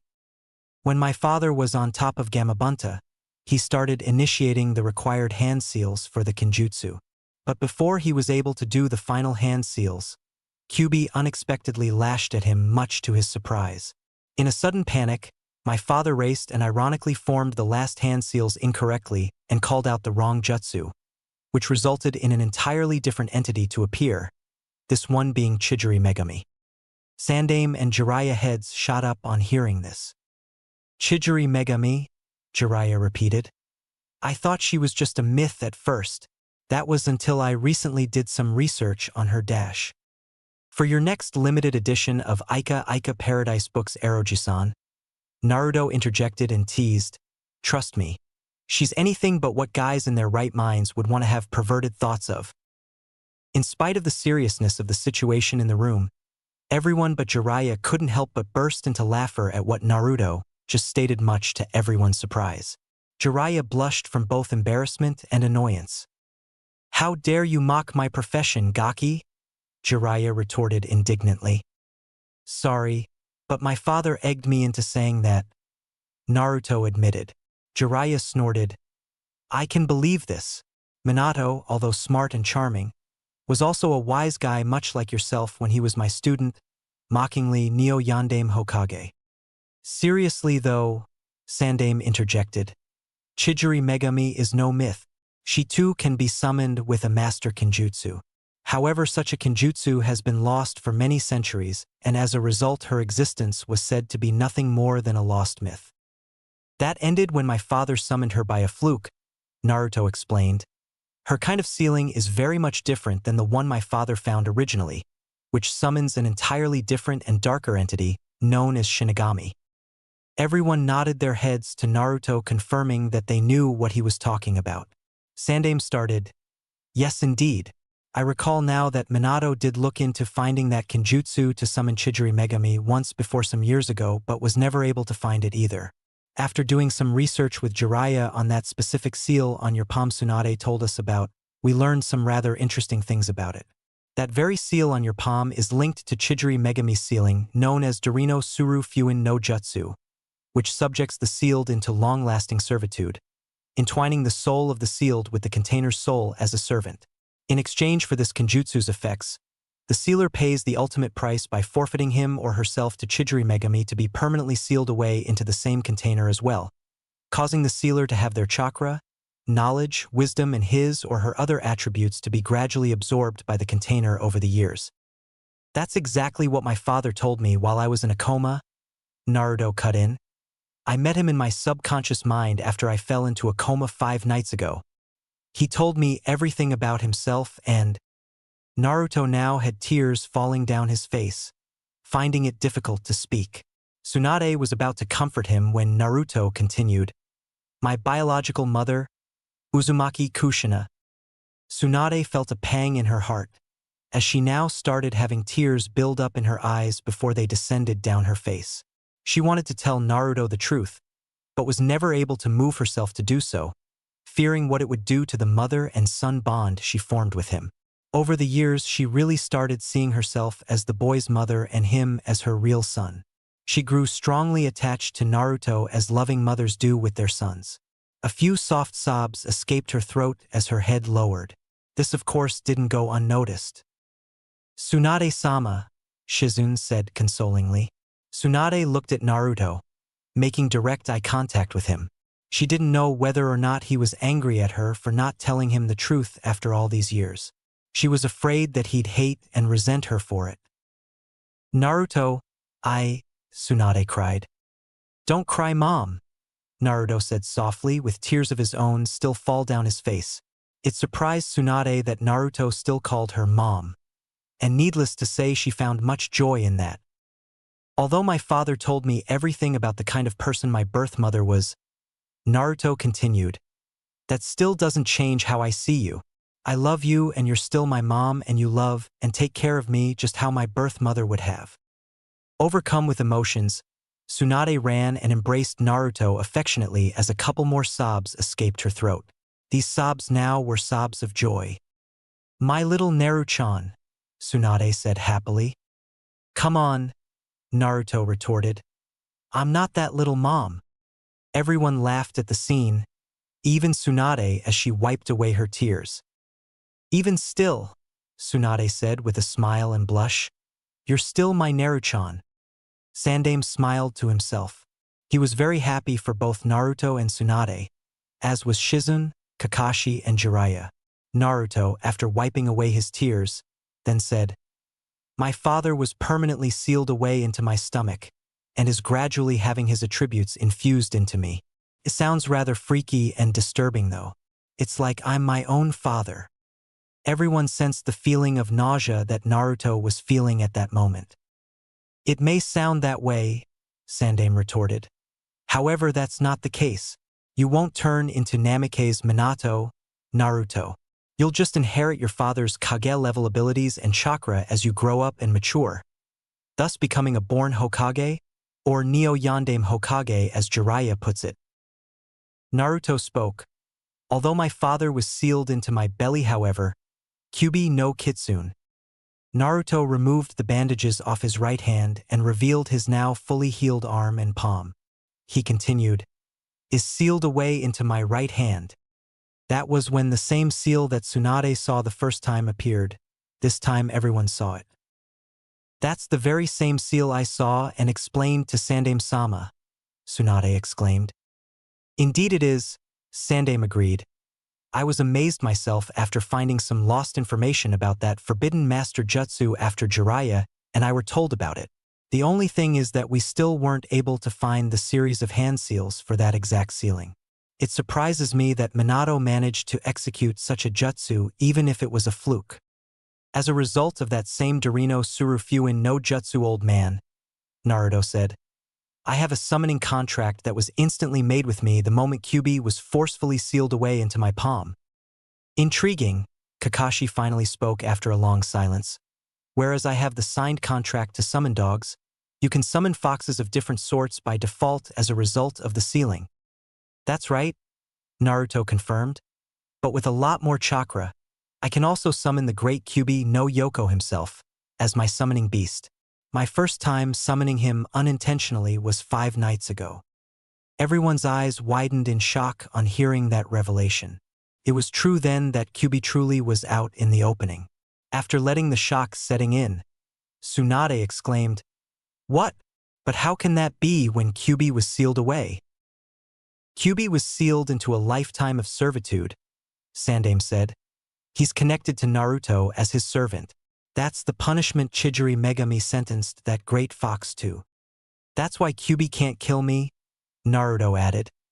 "Not unless it wants to kill itself at the same time." When Kyubi was first released from inside my hand, he looked at me straight in my face and told me that he wanted to devour me. But then he added that he couldn't because he'd be killing himself in the process since we're linked through the servitude seal. Although I can summon the Kyubi, however, this isn't without a penalty. Kyubi can only be summoned under extreme circumstances, and when I do release him, he only gets no more than 15 minutes as long as my right arm is flared with red chakra. Should that time limit be exceeded after the red chakra has depleted, the flare will turn blue and begin consuming my life force. If that process isn't stopped, then I'll ultimate die along with the Kyubi and my father.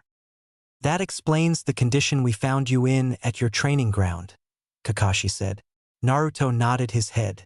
Everyone was quiet as they absorbed and processed the new information they were given. After a few minutes, Shizen asked, "What about those horrible nightmares you've been having? If anything, I'm sure Kyubi had something to do with them." "He did," Naruto confirmed. "That was because he was awakening after 8 years of lying dormant inside me. Those nightmares I started having over the course of 7 months were the results of his gradual awakening, and my body was adjusting to his awakening presence, which was why he was able to come out of my arm the first time without my control." "Does that mean that you'll still be having those horrific nightmares?" Tsunade inquired. "No," Naruto answered. "At least I hope not. I hate waking up screaming at night or in the morning for that matter." "Who doesn't?" Tsunade added. "I lost count on the number of times you ran into my room and into my bed seeking sanctuary to confide in. Not that I minded. I'll admit that it made me feel good knowing that you believe I'm your greatest source of protection."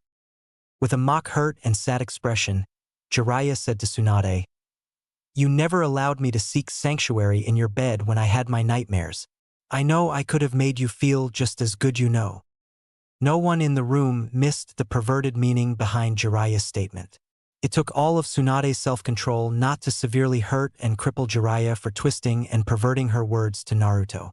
Kakashi, on the other hand, was giggling perversely while Shizune looked at both Kakashi and Jiraiya in disgust. Sandaime simply shook his head. "That Jiraiya? He'll never learn." Turning to Sandaime, Naruto asked, "Hey old man, since I'm actually a Namikaze, does that mean I can go live in my father's estate now?"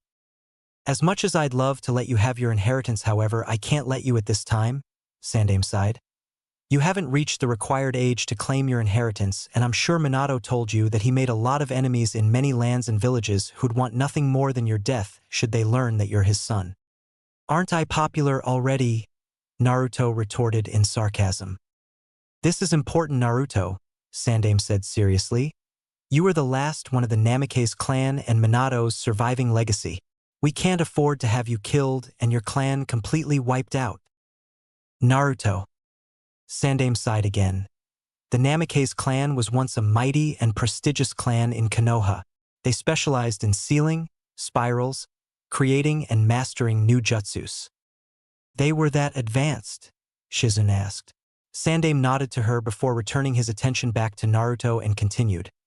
"However, because of the war Konoha was in many years ago, the Namikaze clan was nearly obliterated since they all fought in that war, and the Namikaze clan had many enemy clans from other villages and nations that sought their destruction.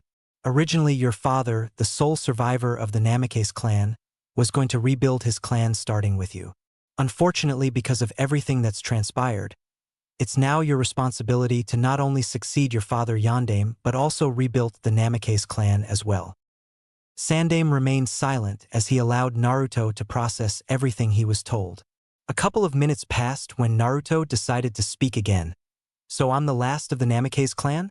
If that's the case, then I'll have to become stronger to rebuild and make an even stronger clan.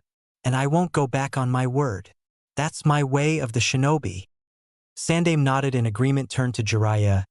Jiraiya, with this new knowledge we have on that servitude ceiling and its fox summoning jutsu, I'm charging you to have Naruto undergo more training to handle and control that seal along with whatever other training he has to undergo. Jiraiya nodded his head in understanding before turning to Naruto. Looks like we'll be spending more time together with more intense training. Neo Yondaime Hokage. I can hardly wait, Eroji-san. Naruto joked in sarcasm, much to Jiraiya's annoyance, who retorted, just like Tsunade. What else did you pass on to you besides her sarcasm and breast milk? Jiraiya now found his face implanted into the floor with a throbbing large lump on the back on his head. Standing over him was an angry Tsunade with a balled-up fist. Sandaime rubbed his temples and sighed. They never change. Even as adults their age, those two still behave like children. The following day, Naruto was released from the hospital and allowed to return home with Tsunade and Shizune. He was greeted by Hinata and Ino, who were very happy that nothing serious happened to him. Much to his surprise, both girls visited him while he was in a coma. However, due to Sandaime's direct orders to the hospital staff, they were unable to actually go into his room to see him personally, much to their dismay, since 2 ANBU were posted to guard his door during his stay at the hospital. Secretly, both girls were also seeking to see his face, since it's always covered with that same ninja mask of his. They couldn't help but wonder how he looks like underneath that mask, as did several other girls their age for that matter, who came to see him while he recuperated at the hospital but denied access to his room. 3 days later. It was a clear and sunny day. Naruto, fully rejuvenated and healed up, was at the training ground with Jiraiya.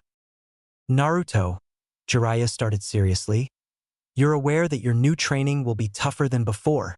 Are you up to the challenge? Have I ever been known for backing down from anything you threw at me? Naruto replied with confidence. I'll take whatever new schooling you'll throw at me and then some. I'm happy you said that, Jiraiya said, because your training starts now. Minato/Yondaime speaking. With that said, on with the FIC. 3 years later. A great deal has occurred within 3 years. 3 months after Naruto's, age 11, new training with Jiraiya, age 49, started, Hiruzen, in his 60s, did something that shocked all of Konoha. He stepped down and retired as Hokage once again after choosing the person who was to succeed both him and Yondaime as next Hokage. He and the council chose Jiraiya to be nominated for the job. However, Jiraiya declined the offer, saying that it would cut into a great deal of his time for his research as well as his training Naruto. Hiruzen didn't need to be a professor to figure out what kind of research Jiraiya was talking about, since he himself read those books of his like many others. After careful consideration, he selected Tsunade, age 49, the slug Sannin and his former student, to be the next Hokage. To say that Tsunade was shocked at this would be an understatement. At first she was rather reluctant to take the job, with her reasoning being much different from Jiraiya's. She recalled what befell her grandfather and granduncle, Shodaime and Nidaime, who died young during their reign as Hokage. And there were her kid brother Kawaki and her lover Dan, both of whom sought to become Hokage, and they died young before they could live out that dream. Since then, she started believing that the Hokage job was shit and that only a fool would want to become Hokage. But after adopting Naruto as her new son, she gradually started seeing things differently. She found a reason to risk her life for something she held as very precious, her son and Shizune, age 26, both of whom happens to be her family, and in some respects Jiraiya, Hiruzen, and Kakashi, age 25, whom in their own ways were like family to her, although they got on her nerves occasionally. She was stupefied that she, out of all people, was nominated to live out the role of Hokage. After some coaching from Shizune, Jiraiya, Hiruzen, and surprisingly even Naruto, Tsunade decided to accept the role as Godaime Hokage. Hiruzen soon saw the ironies when he chose the slug Sannin to be next Hokage. Among them was the fact that he was trying to protect Naruto, who is the son and sole heir of Namake's Minato, Yondaime Hokage, who was once the renowned Yellow Flash, who was sealed away inside Naruto along with Kyuubi. During his reign as Hokage, Minato's name alone was taboo among many enemy villages and nations, and many of their military battalions were instructed to cut their losses and retreat should they have ever met him in battle. Now Naruto is the son and sole heir of Senju Tsunade, Godame Hokage, the renowned Sannin and miracle healer throughout the entire medical profession in the shinobi world. She's also known as the legendary sucker because she sucks so badly at gambling that it became legendary, and as a result she's in debt to a lot of people she borrowed money from for her gambling addiction. Hiruzen could only hope that her debtors wouldn't turn on Naruto as well. Hiruzen, however, was happy that Naruto didn't grow up pampered and spoiled, as he feared he would have, and Tsunade saw to it personally over the years. Naruto was brought up and trained to be humble and a hard worker and earn what he felt he deserves. Although retired and enjoying it, however, Sandaime still had influence in the council and would act as Tsunade's advisor from time to time. Also, the law he placed upon all of the clan leaders, village elders, and the ANBU who were aware of Naruto's heritage as Minato's son and heir was still in effect, not only because Sarutobi was still acknowledged as Hiruzen, but also because Tsunade wouldn't tolerate anyone endangering her son's well-being. At the Hokage mansion, Naruto had returned home from his training with Jiraiya. Presently, the boy had a busted lip, a bloody nose, and 2 black eyes, and was covered in bruises and cuts all over, and his clothes were ragged and torn. His hair was a mess and covered in dirt. Tsunade, while kneeling in front of him, was healing and tending to the injuries he endured from Jiraiya's training session. His ninja mask had long been removed off his face, for now that was Baka Eroji-san. Naruto cursed mentally before wincing in pain. I ought to file for child abuse and training malpractice on that bum. Don't complain, Naruto, replied Minato. I felt the same way during my time when he trained me. Trust me, it'll pay off. You weren't the one who was beaten to a bloody pulp by a summoned armored toad, Naruto mentally retorted. It wouldn't have happened if you didn't make that scathe remark about how he hasn't gotten any since who knows when after using your ridiculous Oiroke no jutsu on him, Minato commented. It wouldn't have happened if he didn't stop for every 5 minutes or so during my training to look at half-naked girls at that stream he repeatedly drags me down to for his so-called research, Naruto countered. Like you didn't take an interest in reading a few of his books after stealing Kakashi's rare limited edition, which you read 3 times if I recall, Minato stated. Whatever, Naruto mentally snorted before cutting off his conversation with his father. Since the day Naruto became aware that his father Namake's Minato was sealed away inside his stomach, he often conversed with him about how he could make improvements in all of his abilities. Oftentimes when Naruto seemingly trains alone at the training ground he'd go to with Jiraiya, Minato would coach and guide his progress, and once in a while when he's not too busy, Kakashi would stop by and hang with Naruto and spar with him on occasions. Sometimes Naruto would ask Minato questions about his life before he became Hokage. You really took a hard beating today, Naruto-chan, Tsunade said. You're most fortunate to have been infused with my super strength, although more than half of it is still dormant. If you were anyone else, those injuries would have broken bones, damaged organs, and blood vessels. That makes me feel a whole lot better, Naruto remarked in sarcasm. Tsunade ignored him as she continued healing him. Since her inauguration as Hokage, she left the matters of healings and other medical issues to Shizune and the other medic neens and would enter the medic scene during extreme circumstances. But since this was her son, she'd take care of the matter herself. Although a large portion of my chakra is still dormant inside you, Tsunade stated, we'll have to work on how we can help you tap into it and use it at will. We will, Naruto asked excitedly. Tsunade smiled. Yes, however, as you train to awaken that sleeping chakra and use it to give you immense strength through near-perfect chakra control, you'll have to be very careful about how you use and apply that strength. It's not something to be taken lightly, as that strength is unquestionably deadly if not handled with caution. On the other hand, it can be a powerful asset against almost anyone and anything. What do you mean, almost anyone? Naruto asked. Did you forget already who's bigger and far stronger than you, my little Naruto-chan? Tsunade teased, earning a snort from her son. He retorted, I'm not little, and I'll surpass you in time. Tsunade stuck her tongue out at him playfully and said, We'll see about that. A while later she was done healing him completely. All done. Naruto flexed his muscles and sighed. That's so much better. That's good, Tsunade said. You'll have to be able to do this as a medic nin when I'm not around, especially if you're on the battlefield. Huh. Tsunade stood up and looked her son in the eye seriously. Naruto, Tsunade said pointedly, I know you're feeling sour about what Jiraiya did to you. However, consider what you experienced as a lesson in real-life scenarios. What do you mean? Back in my days when I was much younger, there weren't any medic nins in the battlefield, and as a result, many Leaf Shinobis lost their lives, among them being my kid brother who was killed not too long after becoming a genin. Dan was also killed on the battlefield from severe wounds and blood loss. He died while I tried to heal and revive him. Naruto knew that the topic about her little brother and Dan was very touchy subject for her, and he was very cautious about how he approached it. Tsunade wiped away her tears and continued. This is also an important lesson of being a medic nin. It doesn't matter how strong anyone is on the battlefield, because when their family, friends, or loved ones are on the hospital beds, they can't do a damn thing to help. Fathers, mothers, brothers, sisters, uncles, aunts, cousins, grandparents and lovers will turn to you to preserve the light in their lives, and in the lives their loved ones by their sides. Do you understand? Naruto nodded slowly.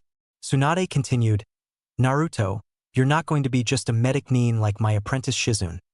Nor are you just the son and sole heir of Konoha's Yellow Flash, Namikaze's Minato, Yondaime Hokage. You're also my son and sole heir of the legendary slug Sannin, Senju Tsunade, Godaime Hokage, Miracle Healer, the medic nin who can cure anything. That's the image people have about me, and they'll expect the very same of you once your training with me is over.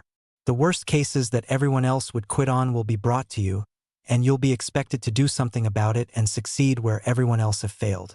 You're the one who'll inherit the legacies and wills of fire of both your father and my own. Naruto nodded. I understand, Ka-chan. Yet another dimension was added to the reality of being a medic nin. Layers upon layers, there were always new aspects to consider.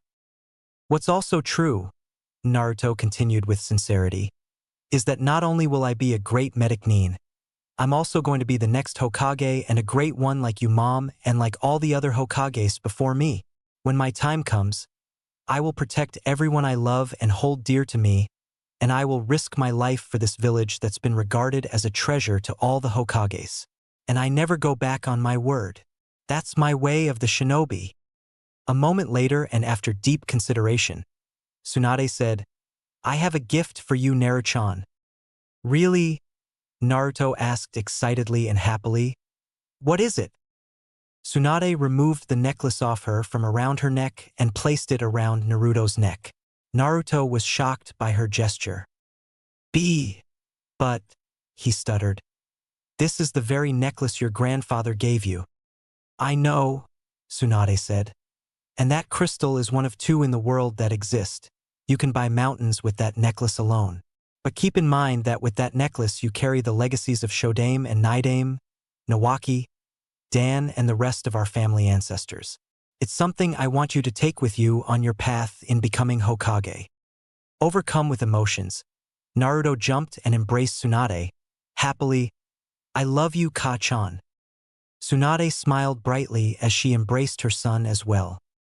I'm happy you appreciate your gift, Tsunade said before she placed a light kiss on her adopted son's forehead. Now let's start on your human anatomy studies. Yeah, Naruto agreed, and as the mother-son pair went on their way to the medical section of the mansion. And tomorrow you'll spend the day sparring with me, Tsunade added with a large smile. Naruto grimaced on the thought of sparring with his mother Tsunade. For what it's worth, he'd rather spar with Jiraiya, knowing that Tsunade's hits were far worse than his. Hey, Tsunade said, don't give me that look. I did say that we'd have to work on awakening that dormant strength of yours. Didn't I? You did, Naruto whined. But you hit so hard. She grabbed Naruto before wrapping her arm around his neck and giving him a hard noogie. Kei-chan, Naruto cried as he futilely struggled to break free.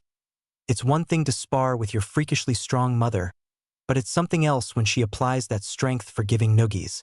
Tsunade laughed while watching her son's predicament. For the past couple of months, Tsunade got into the habit of giving Naruto playful noogies. 2 weeks later, Naruto was sleeping at his desk at the academy again. This time he looked completely drained and exhausted. He spent all night studying his mother's medical scrolls and practicing his healing and medic jutsus, and 3 days earlier, he trained with Jiraiya on controlling his new seal and fox summoning. Naruto was sitting/sleeping between Ino and Hinata. Both girls took pity on Naruto seeing the state he was in.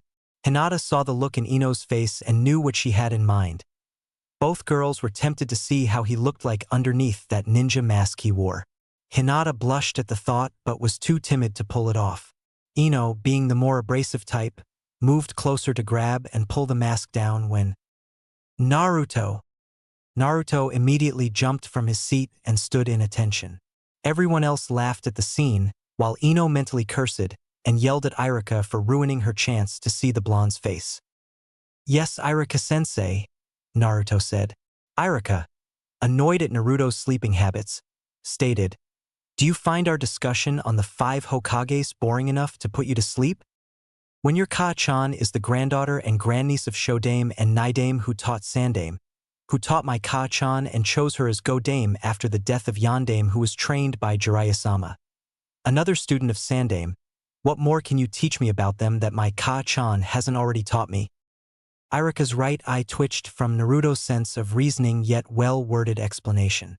The fact that annoyed Irika further was that Naruto was right. Ino and other girls chuckled from his explanation. "He's so smart," a couple of the girls thought as they looked at him dreamily. "Well, Naruto," Irika said, "since it's your family we're talking about, it should hold your attention to say the least, since they were the ones who built Konohagakure no Sato and contributed greatly to the medical fields and this village's history." "I'm sorry," Naruto replied. "No disrespect to you or to my family ancestors, but I spent all last night and days prior studying and practicing with little sleep. But if you need my participation, then I'll add my 2 cents into the conversation." "That's good to hear," Irika said, although concerned about Naruto with regards to what he said earlier. "We were just going to talk about Yondame Hokage." "Now that I can do," Minato stated. "I'm sure you can," Naruto remarked. "You're the subject at hand anyway, father." "I'd like to say some things about Yondame," Naruto said as he moved and went to the front of the class. Irika stepped aside and gave Naruto the spotlight. "Okay, Naruto," Irika stated. "What would you like to say about Yondame Hokage?" Looking at the class, Naruto started. Yondame Hokage, whose real name is Namikaze Minato, started off like all of us here. Like some of us, he had no inborn skills or bloodline limit that we know of. After becoming a genin, he became a student to Jiraiya the legendary Toad Sannin along with 2 other genins. Under Jiraiya's tutelage, he gradually started making new advancements. Naruto continued his discussion while holding everyone's attention, including Irika's. The class were amazed at how much he knew about Yondame in such details. The girls just looked at him dreamily, like how they would do with Sasuke. "You'd think Naruto lives with the man," Kiba whispered to Shikamaru, who replied, "How troublesome." "HN?" snorted Sasuke in boredom with his arms crossed. Naruto continued. Years later, Minato became the teacher to 3 genins, these being Hatake Kakashi Nizan, Rin, and Uchiha Obito. Sometime later, though, Obito was killed and Rin left Konoha with no one knowing anything about her whereabouts or what became of her. In all accounts, she's possibly dead. In spite of all this, Kakashi Nizan stayed loyal to Minato and in time became an ANBU around the time Minato became the new Hokage. Before and during his reign as Hokage, Minato became renowned by many as Konoha's Yellow Flash because of a powerful jutsu he created that made him capable of moving like the speed of light. So fast that all you see is a yellow flash of light. He became a mighty force to be reckoned with and feared by many. Minato's name alone was taboo among many enemy villages and nations. Many of their military armies were warned to cut their losses and retreat should they have ever meet him in battle. Minato later married a most skilled, talented and beautiful kunoichi named Kushina, who was from the former Uzumaki no Kuni, Whirlpool Country. Yondaime was said to have been the greatest of all the Hokages. That was until Kyuubi no Kitsune came along and attacked Konoha. This gigantic great fox was unlike any other tailed beast. When his 9 tails were swung, they could destroy a mountain and cause a tsunami. Konoha sent their best shinobi forces to battle the great fox, but they failed to defeat it and many were killed. Things seemed hopeless. That was until Yondaime, the village's champion, appeared to do battle with Kyuubi. His presence was a sight for sore eyes to everyone there. What they didn't know, however, was that Minato was planning on sacrificing himself to save this village and everyone he viewed as precious with the use of a powerful and most forbidden jutsu. After his battle, both Kyuubi and Yondaime vanished without a trace. His pregnant wife died with the child during the attack. Minato defeated Kyuubi, however, a heavy price was paid for it. Since the loss of Yondaime, Sandaime resumed the role as Hokage until my mother, Senju Tsunade, the legendary slug Sannin, was chosen to become the Godaime Hokage. Everyone stared at awe at Naruto, especially Irika, who couldn't think of anything to add to what Naruto explained about Yondaime. Naruto said a lot more than what I would have said, Irika acknowledged while looking at Naruto in astonishment. A few of the guys looked at Naruto jealously, thinking that they could have done better, while some of the girls were thinking how smart and handsome he was. "Thank you, Naruto," Irika complimented, reclaiming control of the class again. "That was a most impressive and detailed explanation you gave about Yondaime Hokage. You really do your studies, I must admit." "I have to," Naruto remarked as he started walking back to his desk, "because Yondaime is the Hokage I plan to surpass." That statement caught everyone's immediate attention, as everyone turned and looked at Naruto as if he was joking. "You," Sasuke mocked, causing Naruto to stop where he was and look straight at him. "Of all people intend to surpass Yondaime Hokage, the man who's said to have been the greatest shinobi and Hokage that ever lived?" "That's right," Naruto replied with unshaken conviction. Sasuke snorted, "Achin, and what do you intend to surpass him in, Dobe?" "In just about everything," Naruto answered with a large smile underneath his mask before enthusiastically adding, "because I'm going to push myself to work harder to become the future Hokage of this village someday." After saying that, he continued on his way back to his seat, with everyone was still staring at him in disbelief. Everyone at that moment saw Naruto in a whole new light. "Naruto has quite an ambition," one of the girls whispered to another, who nodded in agreement. "True, but do you think he can pull such a feat off?" "How troublesome," Shikamaru retorted. In spite of Naruto's attempts in being friends with him, Sasuke still looked at him as his rival and hindrance in getting stronger in order to kill his brother Itachi. Sasuke had no interest in making friends or having a girlfriend. After his encounter with Itachi the night of the massacre, Sasuke's prime focus was to become stronger and advance to higher levels in order to be able to fight and kill Itachi and rebuild his clan. Sakura, one of Sasuke's biggest fangirls, found it charming that there's someone else besides her that studies hard almost all the time. She, like so many other girls, tried to get Sasuke's attention repeatedly, only to be shot down coldly again and again. Though Naruto himself also had fangirls like Sasuke, however, he wasn't cold or harsh towards them, although he'd often run from them. Secretly, though, Sakura wished that Sasuke was Naruto and Naruto was Sasuke. Shino, although indifferent, was aware of Naruto's intelligence and sense of logic. However, he was intrigued at how Naruto's status from being the son of a Sannin to the son of a Hokage didn't go to his head like it would have done to so many others their age. Naruto, however, was still a prankster and a clever one at that, Shino acknowledged. Although Shino never came out and admitted it, he appreciated that Naruto didn't find him or his family creepy for their use and connections to insects and Kikai bugs, and that he was in fact amazed by it, and for that Shino respected Naruto. Chuji liked how Naruto would hang out with him, Shikamaru and Kiba, and not act so fully of himself. Chuji also liked that fact that Naruto never called him fat or teased him like others have in the past. To Chuji, Naruto was really one of the guys.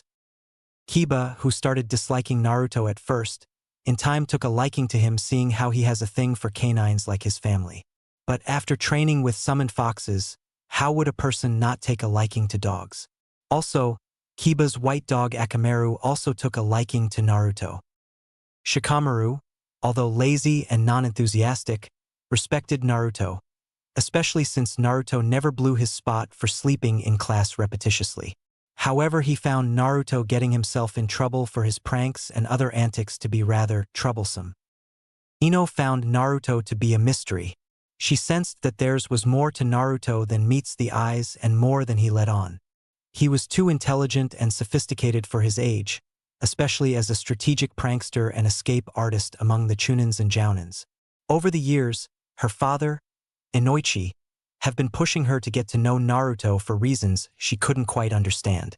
At first, she figured that it was because he was the son of a Sannin, but after spending time around him, she saw that he was a puzzle she wanted to solve, and solve it she set herself on doing one way or another. She did have a crush on Sasuke for a time, but was eventually turned off by his unchanged harsh and cold demeanor, especially since her father didn't like the idea of her fawning over Sasuke like his other fangirls. Ino saw how Naruto and Sasuke were total opposites of each other. One would have thought that Naruto would have been the arrogant and cold type because of his status in Konoha, whereas Sasuke would have thought to have been the open and humble type, especially after what happened to his clan a few years ago. But it was quite the opposite in fact, which attracted Ino more towards Naruto. A couple of times, Inoichi invited Naruto over to their house. Oftentimes, though, Inoichi would try to fix it in a way that Naruto would be around his daughter for the majority of the time. His wife caught on to this. However, the thought of her daughter being matched with the son of a Hokage was most appealing, so she did nothing to hinder what her husband was trying to do. Instead, she encouraged it. Hinata appreciated how Naruto treated her since the time they became friends. Over the years, he'd spar and practice with her and help point out and correct her mistakes. He didn't look and treat her like she was weak or a disgrace like her family had. In time, she slowly started stuttering less and improved in her skills and speech. Naruto even allowed himself to be used as practice for her Byakugan. On several occasions, though, Hinata suffered from nosebleeds for seeing more than she should have. Naruto, however, didn't know whether or not it was intentional, but he'd tease her about it by asking her if she liked what she saw, only to cause her to blush even redder before fainting from the thought alone. Hinata, however, was surprised that she never tried to see through his ninja mask using her bloodline limit, and whenever she thought about doing it, she'd be too shy to actually execute it. Her father Hayashi was impressed and pleased with Hinata's progress and surprising improvements. He was no fool, though. He knew that Naruto had something to do with it, and as a result, he encouraged Hinata to associate more with Naruto and try to get to know him on deeper levels. Hinata was shocked that her father, as harsh as he could be towards her because of her past failures, was praising and encouraging her, and it was all because of Naruto's influence. Eagerly seeking to heed her father's encouragement, Hinata sought to get to know her major crush even more. Hayashi had even invited Naruto over on several occasions and allowed him to socialize and train with his daughter. Sometimes, Hanabi, age 6, would eavesdrop on them to see what was going on. She didn't know what her father saw in Naruto, besides some weird kid who wore that same ninja mask all the time and seemingly never takes it off. The following day, Naruto and all of the other students were all outside at the practice area. They were all going to practice throwing kunais at human-shaped targets. Some of the students had better time aiming and throwing the kunais than many of the others. When it came time for Sasuke to throw his kunais, he threw them with time-precision accuracy. The girls marveled at how efficient Sasuke was at throwing his kunai right on the bullseye. Naruto stood there quietly as he waited patiently for his own turn while bored out of his mind. Even Eroji-san's training was more fun than this, Naruto thought. Pity that no one knows I'm secretly training with him. Or with me for that matter, also Naruto, Minato added. And Tsunade-sama. True, Naruto thought. Naruto, you're up, Irika announced. Naruto raised his head as he went over to his wooden human target stand. Good luck, Dobe, Sasuke mocked. Naruto ignored him and picked up his kunais. Standing a long distance from the target, Naruto ran back and forth from left to right as he aimed and launched his 3 kunais at intended areas of the target before throwing the last one straight into the bullseye. Sasuke smirked and stated, I made all 4 bullseyes and you only made one. If you were as smart as everyone thinks you are, you'd have stood still and threw your kunais at the target like everyone else. I'm afraid Sasuke's right, Naruto, Iruka commented. If you'd have stood where you were supposed to, you'd have possibly managed to hit more than one bullseye. That may be true, Naruto looked at Iruka and said. However, if you look carefully, Iruka-sensei, if that target were an actual person, each section I threw my kunais at would have meant an instantaneous death. Enemy shinobis won't allow us to get bulls to their hearts. We'd have to know where else they can be effectively taken down. Iruka looked at the target and saw what Naruto was talking about. The first kunai was embedded deep into the forehead, the second straight into the jugular, the third at the liver, and the last one straight through the heart. Naruto executed all this while he was running, unlike the others, Iruka acknowledged. You're right, Naruto, Iruka agreed. For each spot you launched your kunais at, it would mean immediate death for the target. I'm amazed you managed to pull off such a feat and knew exactly when and where to hit it while in running motion. When you study the human anatomy in depth, Naruto said, you learn a thing or two. Iruka sensed that there was more to Naruto than meet the eyes. Aside the fact that he's the son of the Hokage, he wondered if perhaps Tsunade had something to do with this since she was an ace medical specialist. Who is this kid? Iruka wondered as the Ino, Hinata, and the other girls circled around Naruto and praised his accomplishments.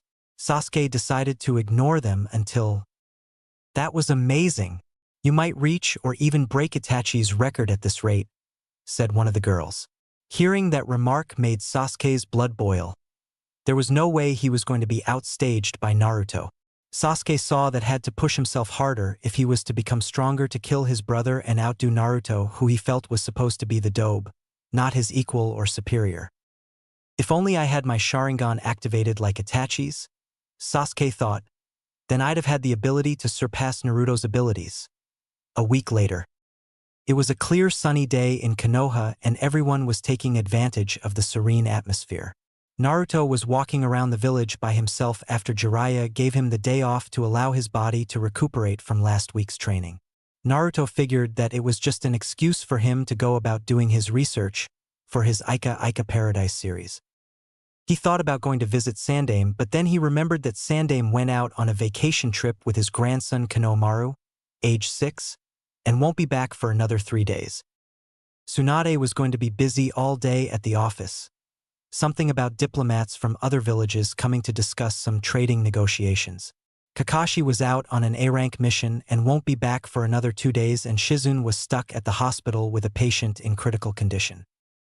Simply put it, Naruto was down on his luck today. His family was too busy with his or her own things and currently had no time for him. This totally sucks, big time, Naruto thought. Don't feel dejected, Naruto, Minato said. I'm still around. I know, father, Naruto replied. I just need to find something to do to keep me busy, really. You can always go hang out with your friends from the academy, Minato suggested. I'm sure that they'll be more than happy to hang out with you.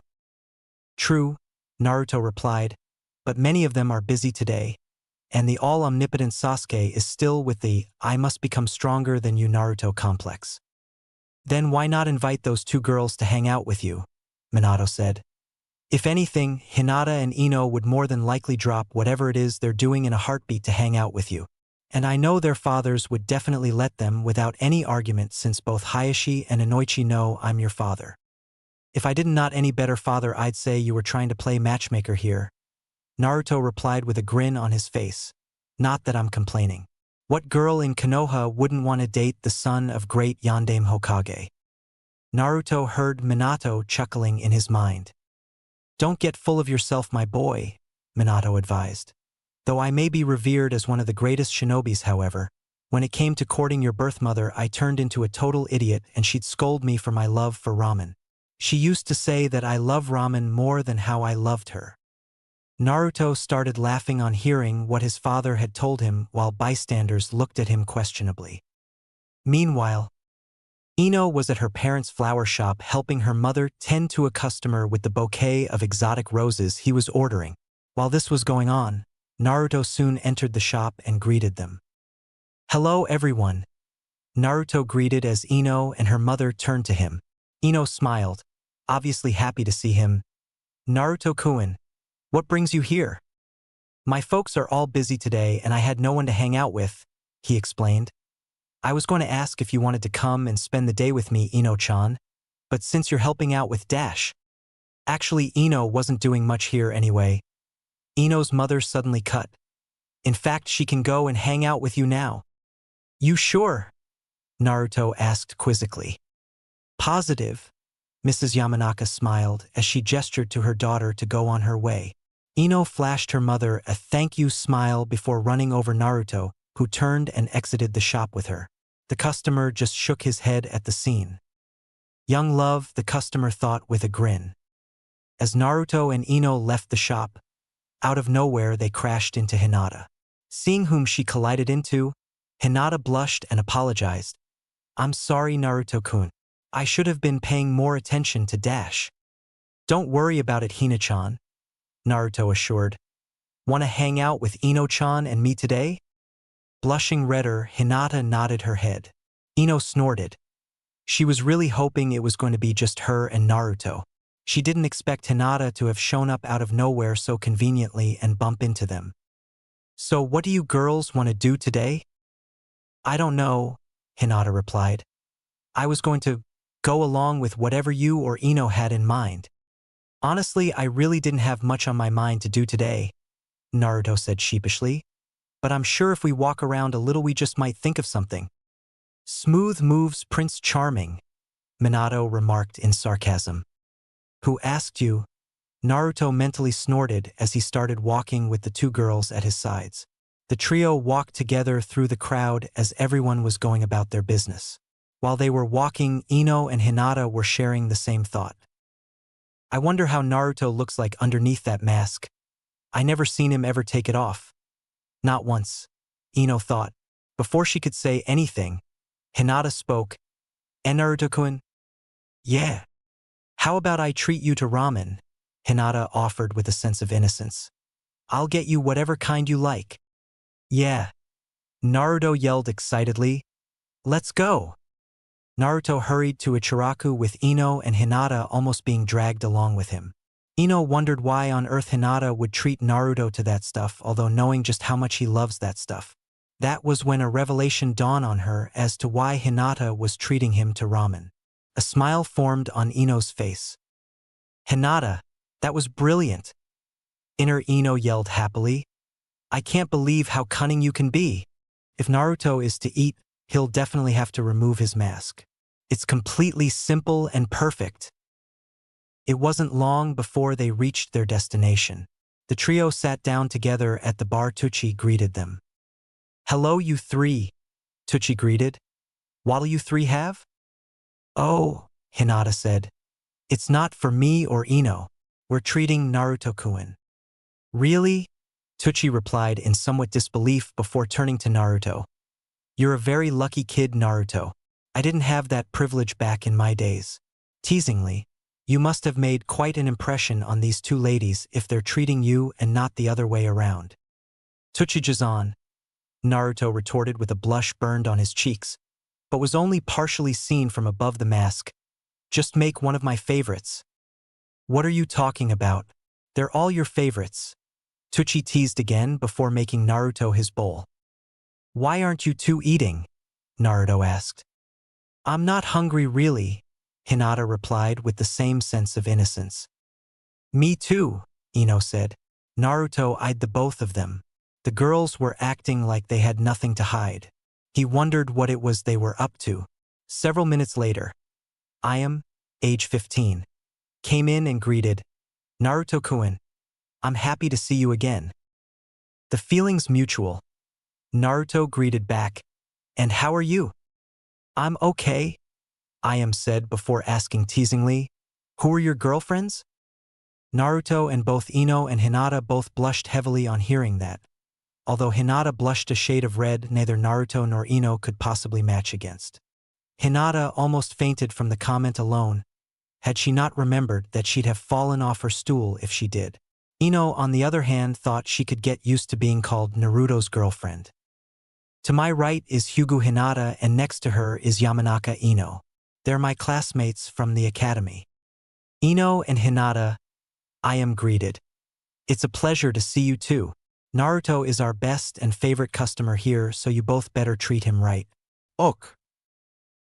I am winked at the masked blonde. Naruto sweated dropped. It was as though it was an all-for-one teasing day on Naruto, he thought. Soon Tucci came with Naruto's bowl of beef ramen. Here you go, Naruto, Tucci said as he handed him his bowl and chopsticks. Thanks, Naruto replied happily as he inhaled the steam from the bowl with the chopsticks in his hand. Ino and Hinata looked on at him quietly.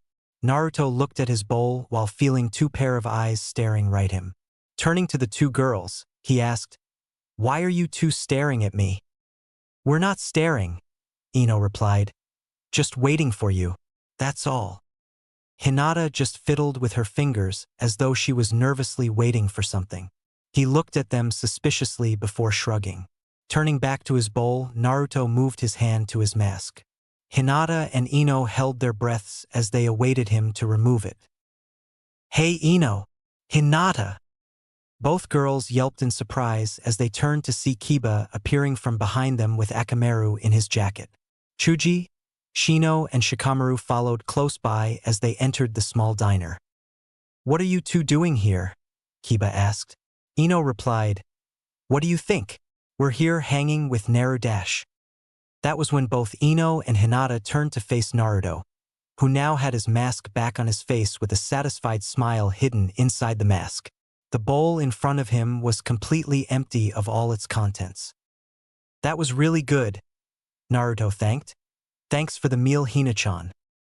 Although she blushed, however, both girls frowned at how Naruto devoured the ramen with such inhuman efficiency, while missing the chance to see his face without the mask on.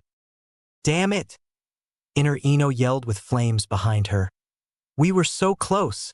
Damn you, Kiba!" "You mean you both were here treating Naruto to lunch?"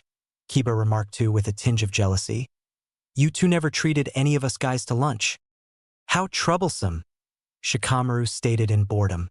Chuji was busy eating his chips while Shino remained as quiet as ever with his hands in his jacket pockets. "Hey, while we're here," Kiba suggested, "why don't we all get some ramen? It'll be the girls' treat." Kiba suddenly found himself with his face to the ground with a lump on his head in courtesy of Ino, who was now standing over him with her fist clenched tightly. Akamaru whimpered from underneath Kiba, having taken the full brunt of the fall with his master top of him. Ino turned and grabbed Naruto's hand and dragged him out of the diner. "Let's go!" Hinata paid for the food before she got up and apologized for Ino's actions and bowed to her friends before following Ino and Naruto. The lavender-haired girl she that her plan ended in failure. Chuji and Shino helped Kiba off the floor. "That Ino," Shikamaru mumbled. "She's so troublesome." Meanwhile, Ino was still holding Naruto's hand as she was taking him to practically nowhere. "Exactly where are we going?" Naruto asked after a period of silence. "Anywhere as long as we don't have to deal with boys looking for free meals at our expense," Ino retorted. Ironic really, since it was Hinata who treated Naruto to lunch with the intent on seeing his face, which Ino figured out. "You can let go of my hand now, Ino," Naruto said. "I think it's safe to say that we're in the clear now." Realizing that she was still holding Naruto's hand, Ino reluctantly released it, with a small blush on her cheeks. "Sorry," Ino said. "I forgot myself there for a minute." "That's an understatement," Minato commented. Naruto simply agreed but grinned underneath the mask. "I know where we can go. Follow me." The two girls nodded their head and followed Naruto to where he was going as he started running through the streets. Hinata and Ino made the effort to keep up with him, but he was moving at a speed much faster than theirs. "Naruto-kun," Hinata said, "we're not as fast as you. You can at least slow the pace down enough for us to keep up," Ino added. "Are you kidding me?" Naruto said. "This is slow compared to how fast I can really go." Naruto slowed down enough to allow both girls to catch up. When they reached him, however, Naruto grabbed both of their hands and held onto them tightly as he ran faster with them being made to keep up with his speed. "Naruto!" Ino yelled, a cry that fell on deaf ears as Naruto simply laughed. In spite of this, Hinata just blushed crimson on the fact that Naruto was actually holding her hand. A while later, Naruto, Ino, and Hinata found themselves at one of the training grounds. No one else was there besides them. Both girls were taking in large gasps of air, almost as though they were deprived of oxygen. "Come on," Naruto teased. "How do you both hope to become great kunoichis if you're complaining about being out of breath already?" "Well, forgive us for not possessing your stamina," Ino shot back. "There's nothing to forgive," Naruto replied. "You both will just have to work harder like I do, especially if you both want to maintain those nice figures of yours." That last comment caught Ino and Hinata off guard, as they both blushed and looked away shyly. "He thinks I have a nice figure?" Hinata and Ino smiled and thought at the same time. "Does that mean he likes me?" Naruto smirked as their reactions, breaking whatever thoughts they were daydreaming about. Naruto said, "Hey, who's up for some sparring?" The girls broke out their dreams to look at Naruto incredulously. "Spar with you," Ino said, when inner Ino suddenly said, "This'll be perfect. That way I can yank off Naruto's mask and see how he really looks like underneath it. He must be hiding something if he's always wearing that mask all the time." "I accept," Ino replied. "And you, Hinata," Naruto offered. "You two can double-time me if you want." "He's making this too easy," inner Ino shouted happily as though victory would be quick and sure. "Are you sure, Naruto-kun?" Hinata asked. Naruto replied, "Trust me. Your hits couldn't possibly be anywhere near as hard as Kachan's." "Oh yeah," Ino shouted. "We'll see about that." And with that, Naruto took a fighting stance as the girls did likewise. Hinata activated her Byakugan and assumed the Hyuga fighting stance. Naruto eyed both females cautiously, as they all wondered who was going to begin the spar. "Anytime now," Naruto invited. "I don't have all day, so you either come at me or dash."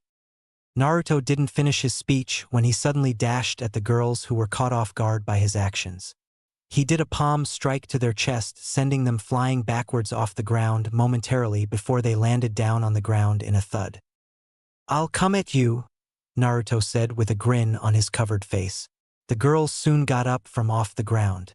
Ino saw that parts of her clothes and hair now had dirt and bit on grass on them, as did Hinata. "You're gonna regret that," Ino declared as she and Hinata readied themselves to attack. "Come make me, girlfriends," Naruto taunted while doing a hand gesture inviting her to come at him. Ino and Hinata charged at Naruto at full throttle, throwing as many punches as they could at him. Naruto simply dodged and evaded every last one of them as though he was taking a walk through the beach. During this process, Ino made several attempts to grab and pull off his mask, but he was too fast for her to make contact. He jumped away from them, but Hinata followed in hot pursuit. Stopping, Naruto charged at Hinata and threw fast punches, kicks and palm strikes at her. Hinata dodged, blocked, ducked, and evaded his attacks as they came, and she threw punches and kicks of her own. Ino soon came and rejoined Hinata in battling with Naruto. If one was looking carefully, you think Naruto was dancing ballet with both girls at the same time, seeing how fluid and swift his movements were. Naruto soon started moving faster, making it harder for Ino and Hinata to keep up. Sudden as Ino and Hinata charged as him, he dashed past them at a speed their eyes couldn't see. Seconds later, they found themselves falling to the ground flat on their faces. When they tried to get back up, however, to their horror they saw that their legs didn't work anymore. My legs?" Ino cried as she tried to push herself off the ground. "I can't feel my legs." Hinata was in shock at what just befell them. Did Naruto cripple them? She wondered. It was supposed to be a friendly sparring match. Naruto walked over to them and with his index finger, he hit a certain section on their backs. When that was done, he stood in front of them with a grin on his masked face. "Ino-chan, Hina-chan, you two can stand up now," he said. "Is that some kind of joke?" Ino barked. "This is all your fault. We can't move our legs." "Really?" Naruto said as he moved and grabbed one of their 2 feet, removing their sandals before tickling their feet. Ino and Hinata laughed hysterically as they struggled to break free, senselessly not realizing that they were kicking Naruto with their other free foot. Naruto released them and said, "Your feet seem fine to me if you both can kick that hard." That was when they realized that they could indeed move their legs after all. Putting their sandals back on, Hinata asked, "Why was it that we couldn't move our feet for a moment?" "Pressure point," Naruto answered. "I hit one of your pressure points, cutting off your brain's sensory to your legs, thus momentarily laming you both. After I unlocked it when I hit your backs a second time, were you two able to stand and walk again? And for the record, during our match, I could have done that the entire time." Ino and Hinata were left speechless. Exactly how advanced a fighter and shinobi was Naruto if he was capable of something like this? This only served to induce Ino and Hinata to learn more the blonde braided ponytail shinobi. "Well, I had fun," Naruto smiled. "Thank you Hina-chan and Ino-chan for showing me a good time. How about I drop you both home?" "Naruto-kun," Ino said. "Yeah. Hinata and I have been meaning to ask you this. What's with that mask you wear all the time? Do you have something to hide, or do having some kind of disfiguration you don't want people to see?" "You two want to see what's under my mask," Naruto said. "If that's the case, all you had to do was just ask." Hinata and Ino looked at him stupefied, as though they were thrown into a loop. "That's it!" Inner Ino exclaimed. "That was all we had to do." "You two want to see underneath this mask?" The 2 females nodded eagerly. "All right then," Naruto sighed as he moved his hand to his mask. Ino and Hinata pictured several variations of how Naruto would look like based on their own ideas of what makes a guy look really cute. Upon reaching his mask, Naruto pulled it down to reveal another mask. Ino shouted in disbelief before her, and Hinata went into a daze and fell backwards. Naruto chuckled to himself as he went over and picked up both girls, carrying each of them over his shoulders as he walked off with them back to the village. Too bad they didn't ask to see underneath the second mask, Naruto thought with a smile. They'd have seen my face that time. Oh well. An hour later, Naruto was standing on top of the roof of one of the buildings. Both girls were still knocked out. He gently set Hinata and Ino down before picked Ino up again, carrying her bridal style this time as he made his way to her house. After dropping her off to her father Inoichi and explaining what happened, Inoichi took and carried his daughter to her bedroom after giving his goodbyes to Naruto. With that task done, Naruto then hurried back to Hinata. Reaching her, he lifted and carried her bridal style and hurried to the Hyuga compound. 30 minutes later, Ino opened her eyes and found herself back in her bedroom. She sat up and asked aloud, "What happened? I don't remember coming back here." A minute later, the door to her room opened. She turned and saw her father entering the room. "Ino, you're awake," Inoichi smiled. "Naruto carried you back all the way home. He said that you and Hinata wore yourselves out to exhaustion while sparring with him. The boy must have some stamina to be able to go toe-on-toe with you 2 girls and then carry you both all the way home after you and Hinata passed out. From what he told me, both you and Hinata made quite a team, giving him a good fight. He said that you girls should spar with him again sometime." Ino knew why she and Hinata passed out and was surprised that Naruto covered for both her and Hinata.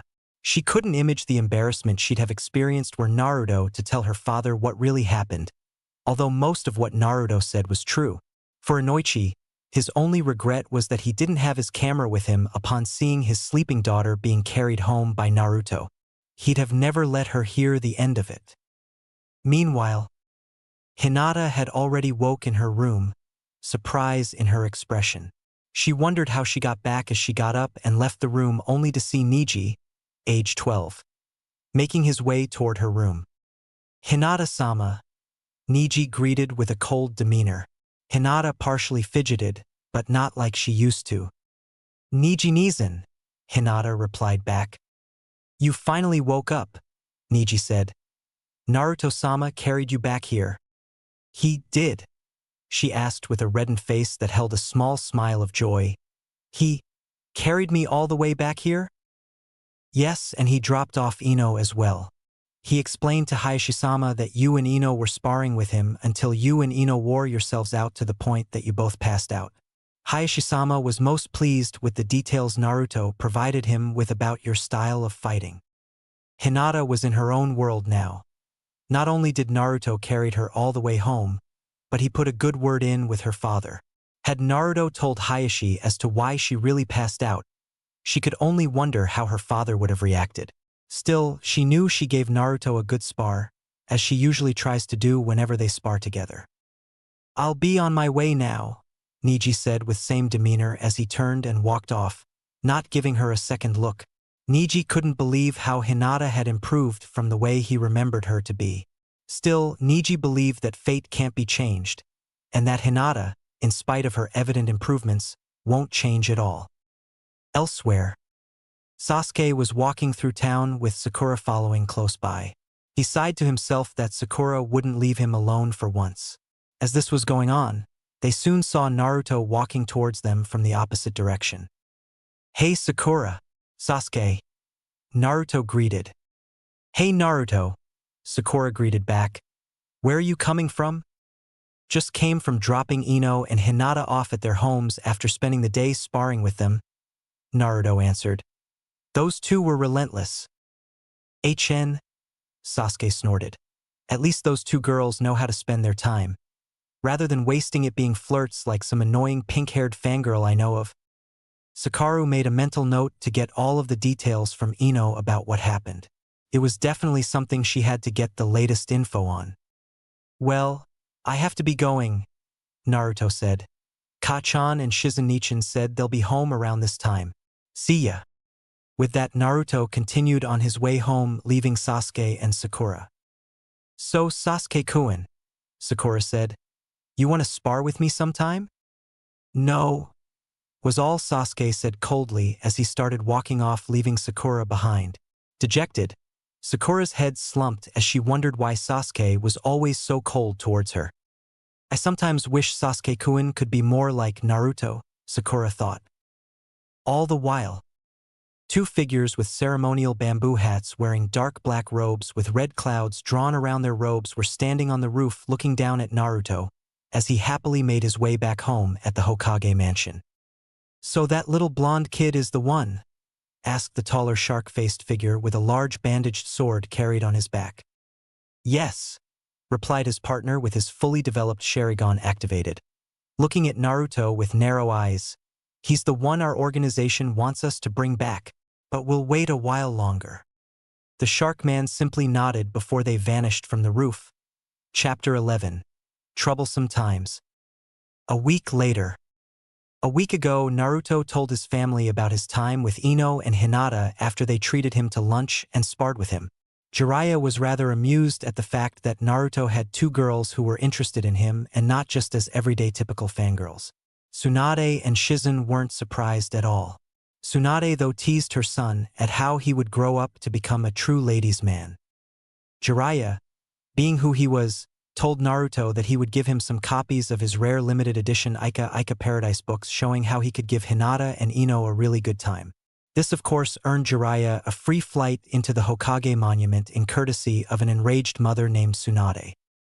Sandaime was also told the story by Naruto after he returned with Konohamaru from their vacation away from Konoha, and in turn Sandaime told Naruto about his fun time away with his grandson.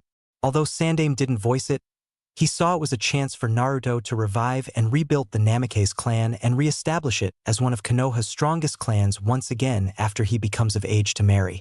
Sandaime grinned inwardly, knowing fully well that if word was to ever get out that Naruto is not only the son of Godame Hokage but also the biological son of Yondaime Hokage, Naruto would have to run for hours as armies of girls and possibly older kunoichis would chase after him, screaming for him to marry them and allowing them to birth his children. Present day, at the Hokage mansion, Tsunade and Naruto were looking at each other with narrow eyes, awaiting the other make the first strike. Kakashi, Shizun, and Tsunade's new pet pig Tun-Tun, which she was carrying in her arms, were watching the duo, wondering how this mother and son duel would end. Neither of the two opponents was willing to back down. It's not too late, Ka-chan, Naruto warned. There's still time to back down. Like I'd ever submit to you, Tsunade retorted with unbroken determination. I'm not afraid of you. It's your funeral, Naruto replied. Your move. I'll match you. Full house. Kid. Tsunade grinned smugly. Putting down her cards on the table both her and Naruto were sitting at, Naruto made a hum sound and proceeded to look at his cards at great length, shuffling them around. Mother and son were going for broke in this game. Well, the impatient Hokage finally said, What do you have? I have a bunch of red guys, a 10, and an ace, Naruto said, putting down his cards. That's good, right? Tsunade stared dumbfounded at the royal flush of hearts. She hadn't gotten one of those in her many years of gambling. For Naruto, this was his form of payback for all the hard hits Tsunade would inflict on him during the times he'd spar and train with her. What? Tsunade shouted, finding it hard to believe that she lost to her son. Again, you cheated. I didn't cheat, Ka-chan, Naruto replied. You are the sucker after all. You simply suck, and it's legendary at every casino you drag and take us to. The fact that we're not in the poorhouse or homeless for that matter because of all the loans and debts you've acquired is nothing short of a miracle. Kakashi was futilely stifling a laugh that was threatening to break free. It was amusing how Naruto had the guts to talk to Tsunade like that, knowing fully well that he was risking her wrath. Shizen, however, was torn between being upset that her little brother was gambling and being pleased that he was so good at it, which was a lot more than what could be said of her sensei, who was presently fuming at yet another loss to her smart-mouthed son. You little brat, how dare you, Tsunade stated in indignation. For that, tomorrow when we spar, I'm going to kick your ass twice as hard. Naruto grimaced at the anticipation of being bruised up and beaten on a more harsher level. Just give me my money, so that the next we gamble, you'll start off twice as broke. And so it began, mother and son verbally battling it out for supremacy. Shizen shook her head before letting out a sigh. Gambling was a habit that she was hoping Naruto wouldn't pick up on. Sad to say, some of her sensei's bad habits and temper rubbed off on him, and whenever those two gambled against each other, it always ended with them arguing. It amazed Shizen, though, that Naruto acquired Tsunade's super strength and not her bad streak at gambling. Kakashi was aware of how hard Tsunade could be on Naruto when it came to training and sparring with him. For what it's worth, Kakashi definitely didn't want to switch places with him. 2 weeks later, Naruto and Jiraiya were back together at the training ground.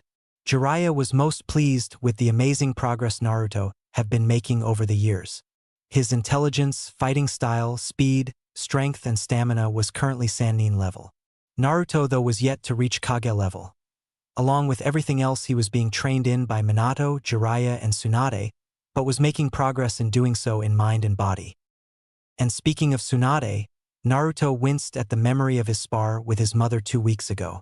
True to her word, the Hokage inflicted kicks, punches, and headbutts on him that were indeed twice as hard during their sparring session. He lost consciousness after the brutal sparring was over. Although Tsunade fully healed him, he'd cringe a bit from just remembering the event. He was amazed that he didn't die from the experience alone. Now I know how Eroji-san feels whenever he's beaten up by Ka-chan, Naruto thought.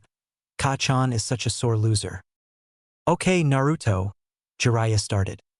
Today I'm going to teach 2 new jutsus, but first I'm going to talk to you about elemental jutsu. Elemental jutsu? That's right, Jiraiya stated as he looked directly at Naruto. There are 5 elements that form the basis of everything in the world: earth, fire, wind, water, and lightning. The 5 great nations and hidden villages match to these elements. Sunagakure is in Wind Nation, whereas Konohagakure is in the Fire Nation. Naruto responded, nodding his head. Everyone is aligned to a particular element, and whenever they use ninjutsus of their primary element, it's easier to control and is stronger. Primary element? Naruto asked with curiosity. Take, for example, the Uchiha clan. In the past, their primary element was fire. When they used jutsus that were fire attacks, They were stronger and had easier time controlling those attacks than other elemental attacks they knew of. How do you know they were a fire elemental clan? Naruto asked. We test for elements to learn what element we are. At that, Jiraiya pulled out a thin card from his pocket and handed it to Naruto, who grasped it as he looked at it questionably. What do I do with this? Simply channel chakra into the card, and it will show you which element you are, Jiraiya instructed. Nodding, Naruto channeled his chakra into the card, which ripped in two. Interesting, you're a wind elemental just like your father Minato. Seems you're a real chip off the old block, Jiraiya smirked.